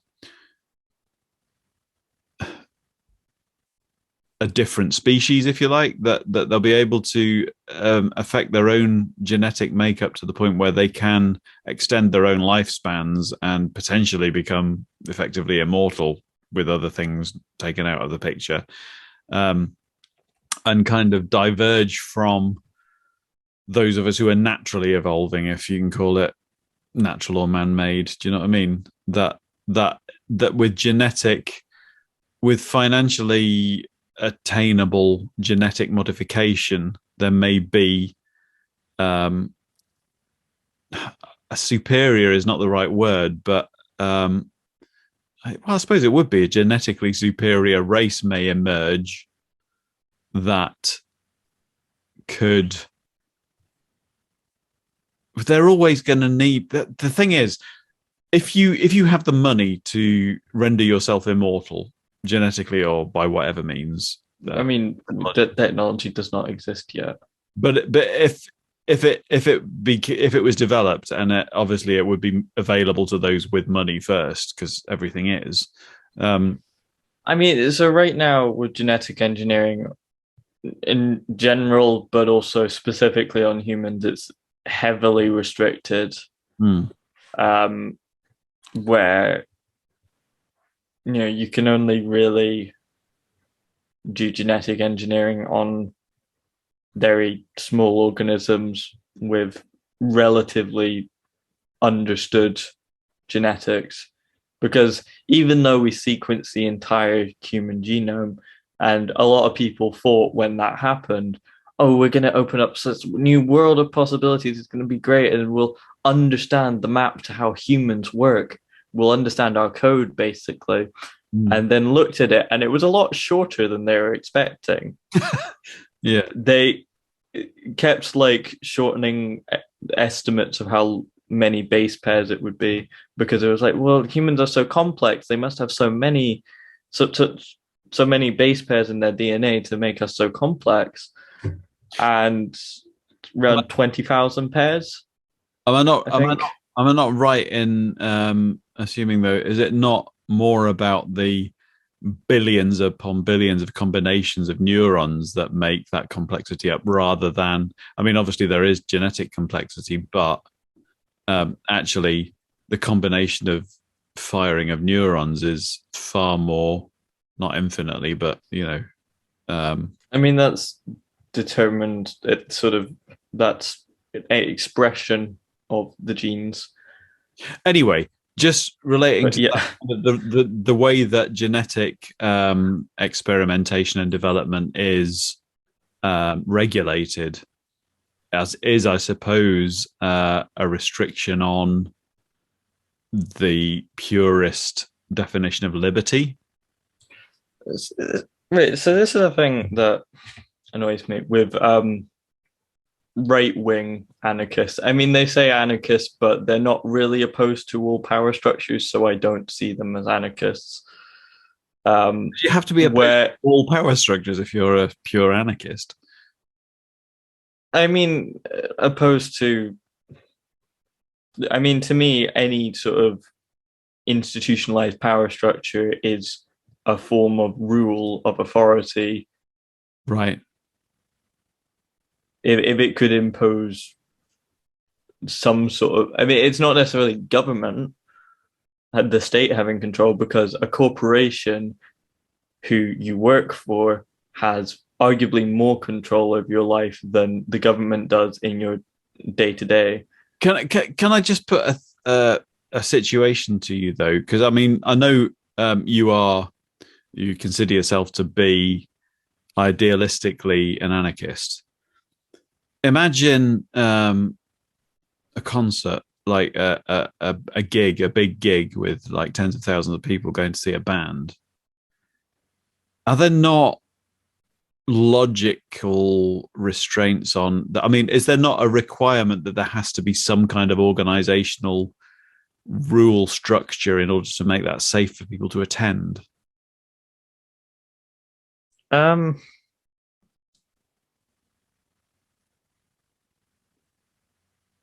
I mean, it would be kind of a thing where, Or is it more kind of in the sort of idealist safety?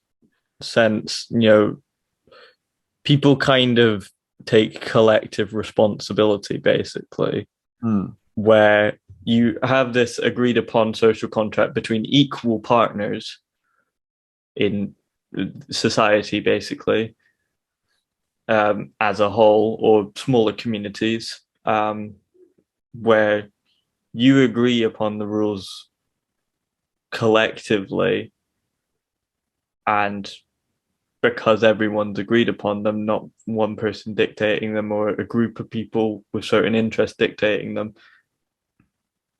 they work But, for everyone. but you need some sort of organizational structure to collate those agreed rules, don't you? Or social contracts, if you like some kind of committee-based socialism, maybe. Yeah, I mean, there's various sort of ideas for how that would exist. It's not kind of complete lack of organization, just lack of rulers. I suppose that's a difficult thing because one of the things that I've noticed in some of the courses that I've done, I think probably more, I noticed more maybe when I was doing open university stuff, where there'd be like, right, this is the project that we want to achieve. You're in groups, off you go. And I'd maybe find myself in a group of, I don't know, between 6 and 10 people that have got to achieve this end goal. And until one person actually takes an initiative to say, right, okay, nothing's getting done here. We're going to need to actually assign roles somehow. It's almost like I had to. I remember. I can't remember what the project was, but there was something we were working on where nobody was actually achieving anything, and I found myself saying, "Is everybody happy with me just kind of um, adopting a kind of almost a directorial kind of role here? Because we're not going to get anything done unless somebody just coordinates things." So I suppose there's a difference between a ruler and a coordinator. I mean, that's the thing within the classroom at the moment, is that the teacher now in pedagogical theory is less of an authority figure and more of a facilitator. You Yeah, you become somebody who guides learning rather than imposes it. but sort of in so there's a definition of violence that would see it be any action that would limit the agency of another individual or group of people. And so a violent action would be one that limits your agency. And so lots of things that you wouldn't normally consider to be violence uh, could then be construed as violence, where there is something stopping you More of a violation either rather than a physical. socially, economically, um, or physically from achieving something, doing something that you want to do. Now, there's certain limitations to that where it's sort of like there's reasonable ways of doing that where your actions are violent towards another person.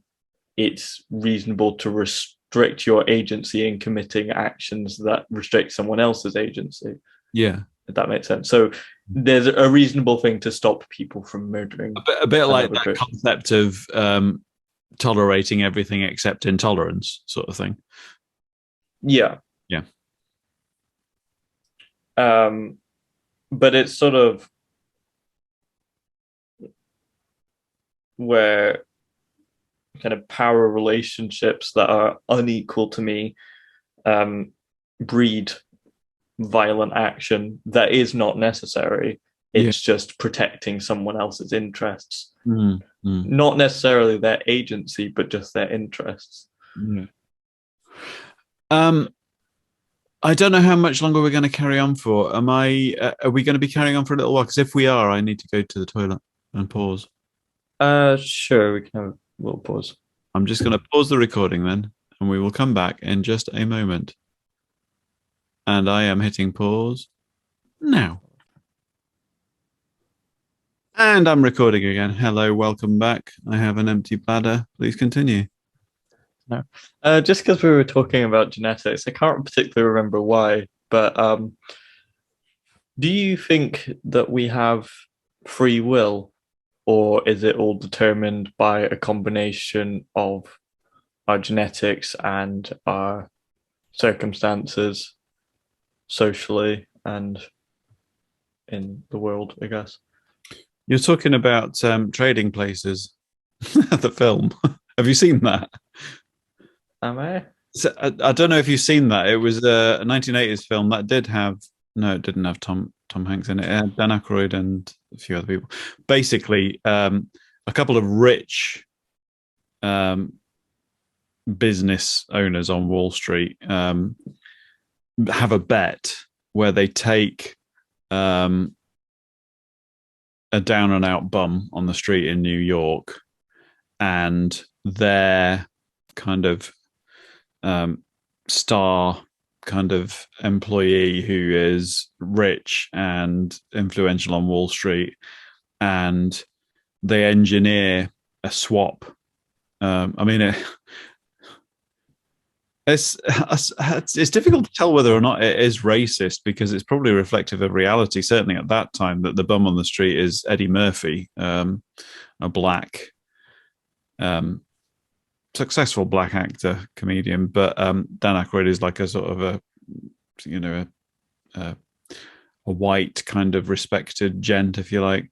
And they engineer this social experiment. They have a bet for $1 where it's basically that exact argument. Is it conditioning or is it breeding? Can that down and out be a successful Wall Street trader, or is it something that is genetically kind of inherent? I mean, sort of generally art, not just could someone be successful if they were given the opportunity, but down to the decisions that you make. Do you have any choice in them truly, or are they all predetermined by things that have just chemical reactions within you? Obviously, there is going to be a heavy influence of past experience on how you make decisions.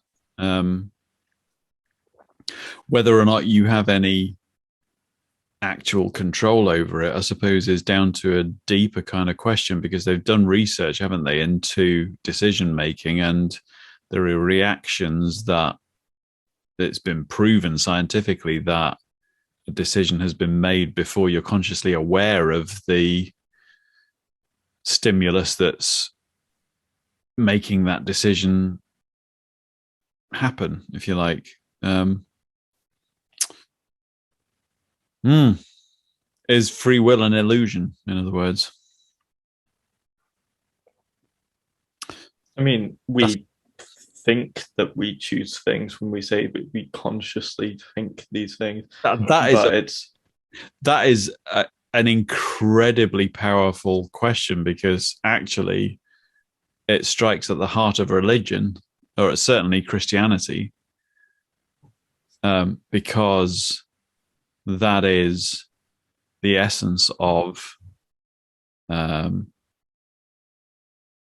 what the justification for an omnipotent God not interfering is, to preserve free will. Now, if free will doesn't exist, then I mean, that omnipotent God also likely does not exist. So. Yeah, well, that's the thing. It's either that omnipotent God doesn't exist, or they are evil. They're the only two options if free will doesn't exist. I mean, you sort of think free will an invention to justify the existence of an authority figure, and they're not necessarily thinking about the Christian God, but just a sort of unnamed presence God of the entire universe, rather than that specifically interested in humans. It's sort of, if you were essentially running an experiment on, I mean, say flies or something, or even bacteria, you wouldn't really care what happened to individual bacteria. You just care what the experiment tells you. Well, see, relating to the question that you've asked, I think I would have to think very carefully about it, because there are situations where you could set up almost a loaded experiment that, like, there are reflex actions, free will. Do I kick out with my foot? And I can't really decide on that if somebody hits me in the knee with a hammer. It's like, there are certain actions that... But that's not even going to your brain. That's just mechanical things within your body designed to keep you alive. Yeah.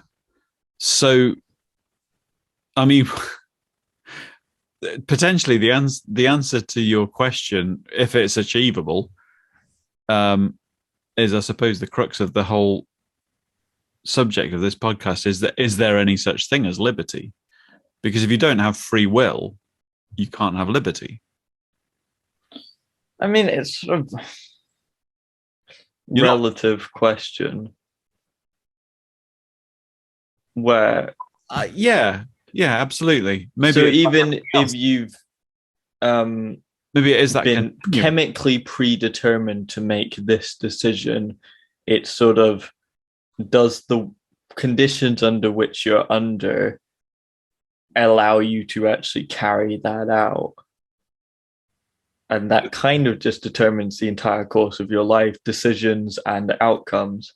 I would like to think And I think most people would like to think, in a world where you would want to stay sane, that there's perhaps a mixture of answers to this, in that it's a continuum, in that, yeah, there are certain things where you are maybe predisposed to react in a certain way to certain stimuli, but that on reflection, you may be able to influence or change your decisions that are maybe more impulsive.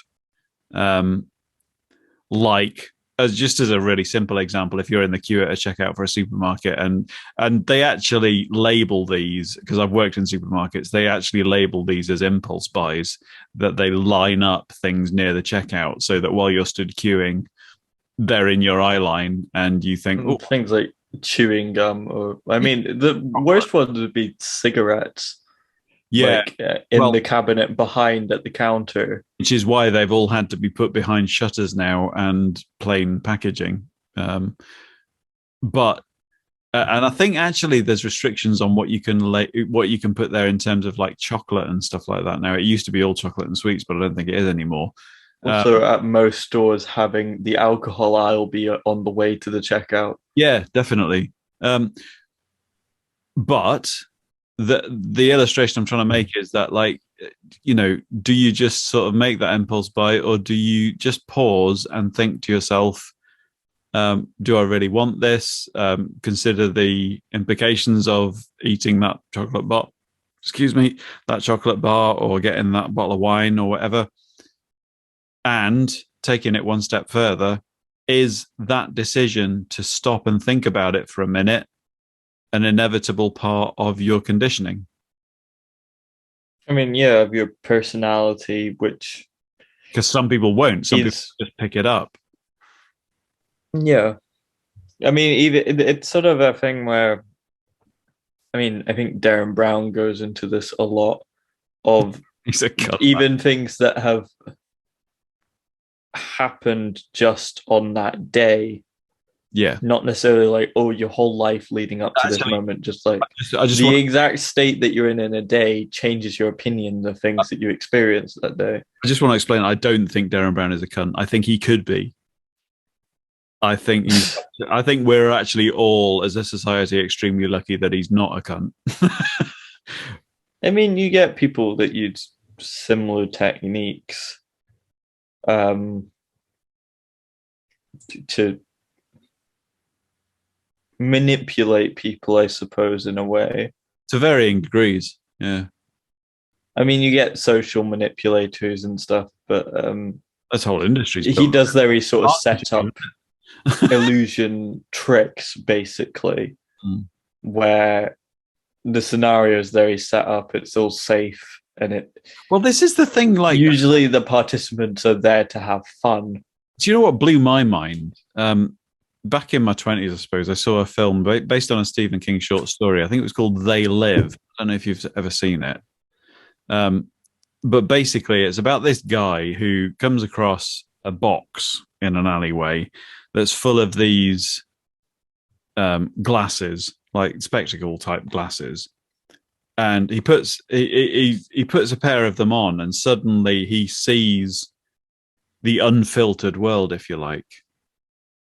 And Yeah. he's looking around, and there's advertising billboards everywhere. And basically, they turn from, when you put these spectacles on, they turn from like these kind of subtly kind of seductive kind of imagery into actual explicit instructions, like procreate and consume, and just blatant kind of authoritarian directives, if you like. But after I saw that film, I thought, for fuck's sake, for years, I haven't even thought twice about the fact that I have been bombarded all my life with adverts that simply tell me to enjoy Coke. And it's an instruction. You think it's just an advert that's just kind of, and it's like, that's been injected into my brain since the day I was born. Just a simple instruction to enjoy Coke. And I really do enjoy a glass of Coke. But how much of that? It's one of the most successful brands in the world. Yeah, and it's been said that company could go completely bankrupt and be able to fund itself back into success again simply on its brand name, because that brand name is worth so much because of the capitalist power that it has. And it's like, if I'd never seen any of those adverts, how much enjoyment would I get from? I mean, it's not just a case of, and it's not just an instruction to enjoy the experience of drinking Coke. It's an instruction to actually enjoy Coke. In other words, drink the fucker. You know, it's like, but it's there. It's in plain sight. You know, it's like, it's scary that how much freedom do you have when you are surrounded by instructions?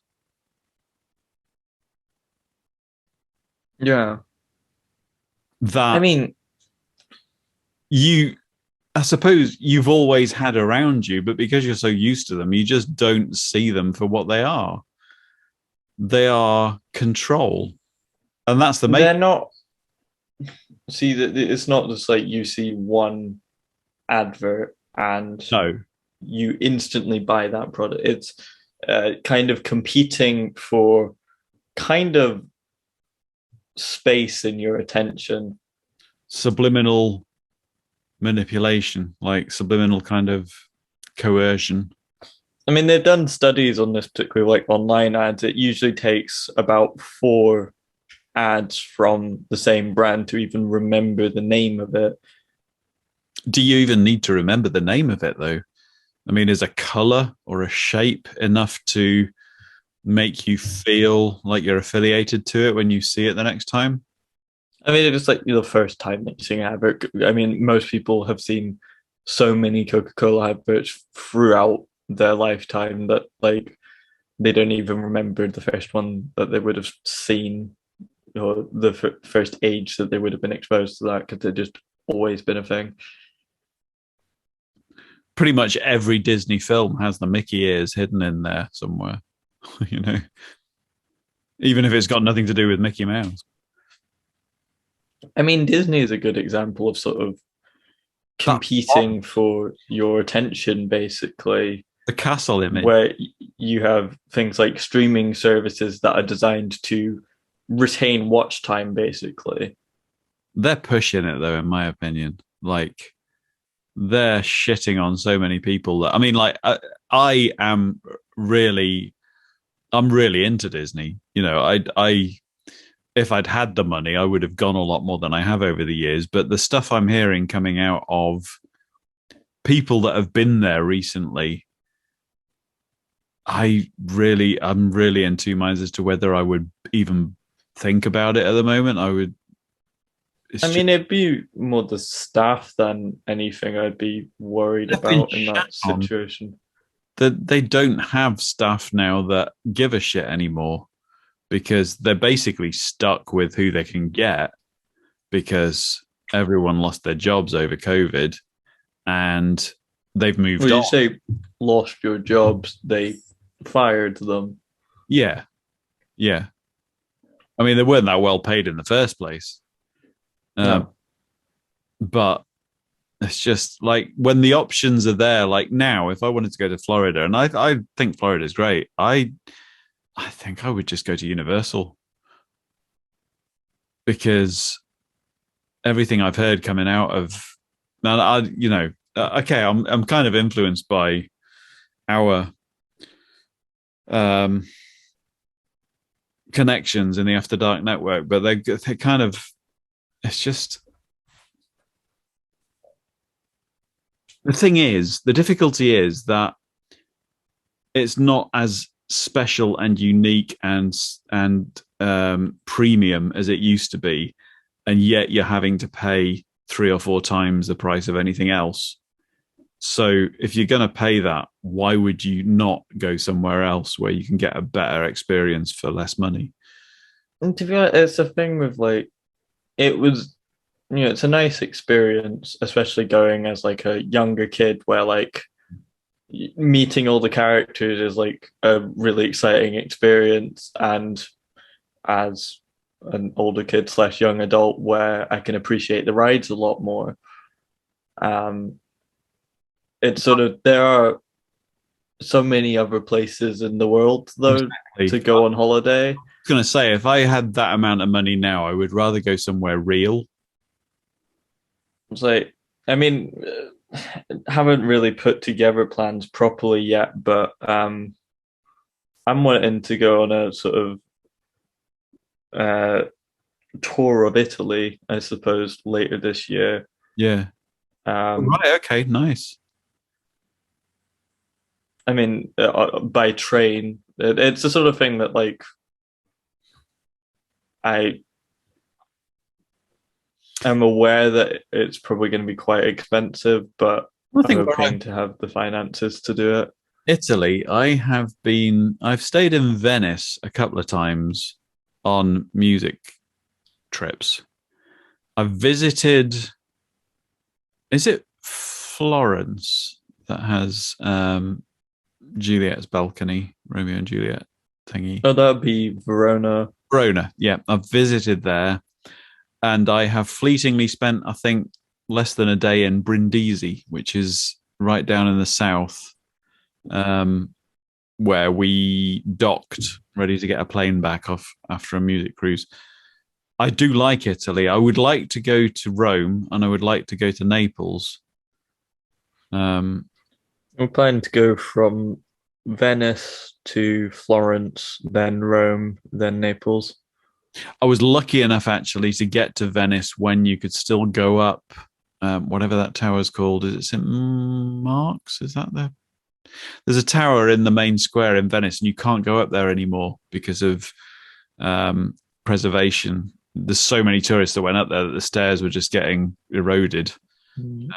I mean, Venice as a whole is sinking Yeah, because of the that's amount of buildings and the amount of tourists. well. Not only is it sinking, but obviously the sea level's rising as well. That's not going to be something that our descendants are going to be able to enjoy. That'll be a bit of a well, not an Atlantis necessarily, but it's something that won't be accessible for much longer. I mean, quite a lot of the time, St. Mark's Square is flooded now, from what I've seen. Although It's having kind of a weird thing with the climate apocalypse looming at sort of my generation. At this age, might be the last to actually get to enjoy a lot of things. I mean, it might have been the generation before us, to be honest, with things like the Great Barrier Reef slowly dying off. has that not regenerated quite a bit though? Because I remember a while ago that being really kind of big in the news that it was pretty much three quarters gone. But has it not kind of grown back quite? And sort of coral reefs globally have suffered. I don't know about the Great Barrier Reef specifically. Mm. I just know it's quite a popular tourist site for Yeah. like diving. Um, where it's because of the oceans getting, I mean, both the temperature and acidity, mainly the acidity, I think, Yeah, yeah. because they can't get food that way. Okay. I mean, do you think? I mean, obviously we've digressed quite a bit, gone off on tangents as we always do. I think we've kind of linked things back to liberty sometimes when we could. Do you think we should be drawing to a close? I mean, if you want to, Mm. um, just quickly, kind of wanted to expand on what I was talking about earlier with the sort of communal organization of things. Right. Um, I mean, one sort of solution to that sort of some of the issues with not having like as organized structures is having basically workers syndicates where in each workplace basically the workers democratically decide what say a company is going to do. I Yeah. mean, it's just sort of in general applying that principle of democracy beyond nations to every aspect of life where you get power and decision making at your place of work. Yeah. Um, in, Just I mean, sorry. relating that to something that I have direct experience of, it is actually quite a tricky process to balance that. I'm thinking specifically of the choir that I am musical director of.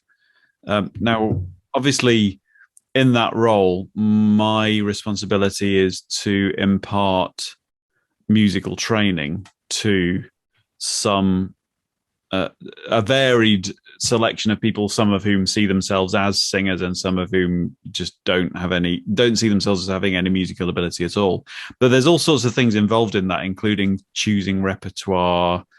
But it's really quite difficult balancing between and I try to do my best. I did initiate a survey last year to get song choices and have basically take a vote, a democratic approach to it, and see what I basically, because we've always had difficulty with people complaining about the song choices that are brought along, and inevitably that's the thing in every choir from as a leader listening to what Nan says. Yeah.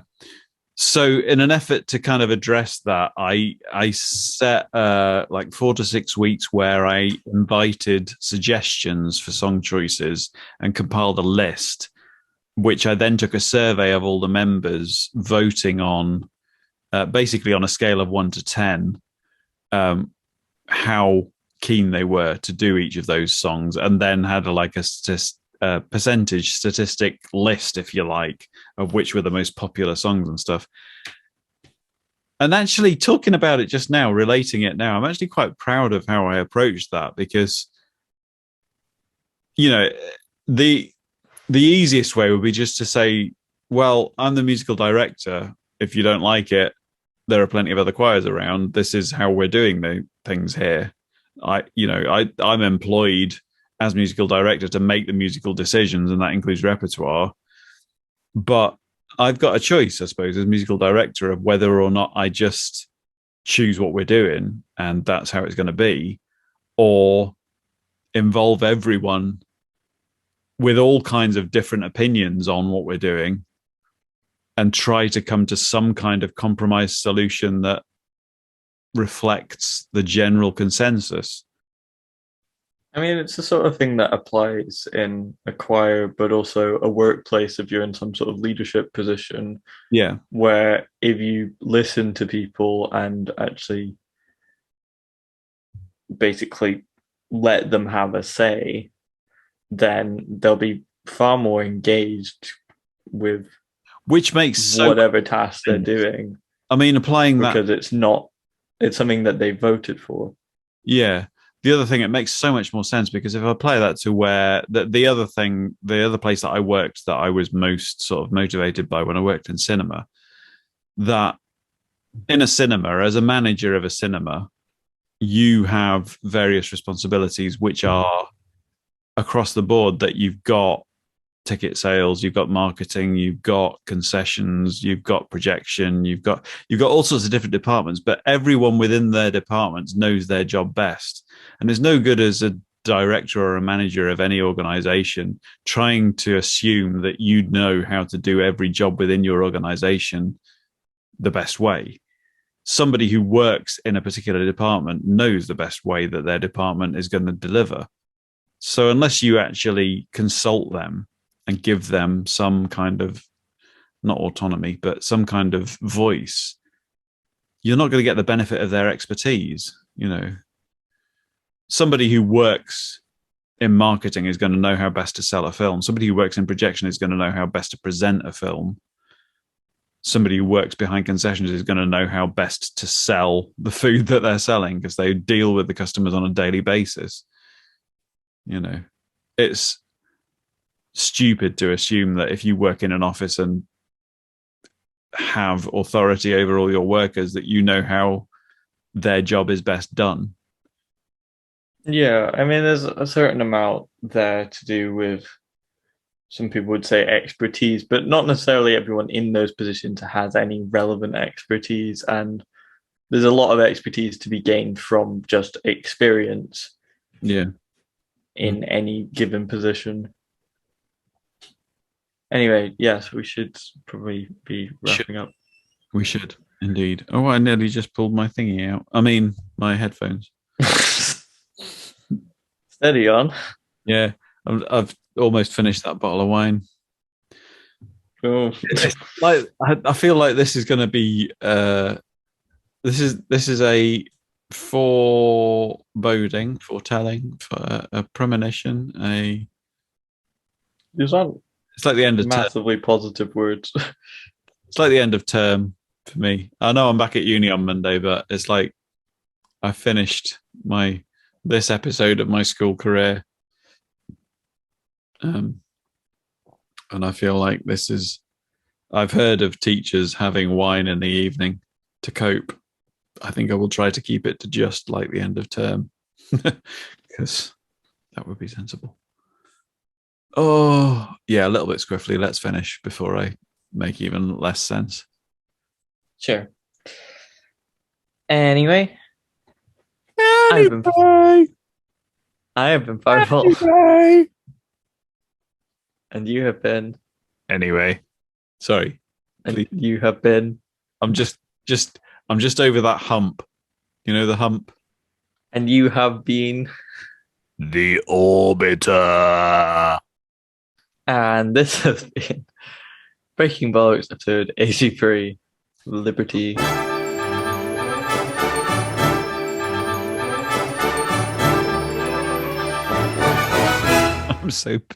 I'm a little bit squiffy. Oh, Mhm. that happened really suddenly. Are we in the afterbirth now? I suppose so. Do you want to stop recording? Probably an edit point in there somewhere, isn't there? Hasn't there even? You're right. Yeah. Have you started back at uni, by the way? Yeah, just this week. This Monday just gone? Because I got an Yeah. email from our head of music department saying, welcome back. And it's like, well, we've all been back for ages, but actually, I suppose, well, we have, yeah, we've been back 3 weeks now. Regular teaching is supposed to start last Monday. Are we going for a Wing Wednesday this Wednesday? Oh, hang on. I've just found out I'm not in uni on Wednesdays now. It's just Mondays and Tuesdays. Oh. What do you do on Mondays and Tuesdays? Do they have a Tuesday thing at that pub that we eat at? We'll find some. Have you got a leaflet there from your local? What are you looking for? Have you got some kind of menu lying around? Well, no, I'm looking through my phone because they have it on the app. Oh, okay. We'll sort something out anyway. So I'm in on Monday and Tuesday, and I'll be in on Thursday as well for my rehearsal. I can come in a bit earlier if you want to meet up for some kind of food type adventure. Sure, if I'm available, I'll let you know. Okay. So should I stop the afterbirth from squirting? Yes. This podcast is part of the After Dark Podcast Network.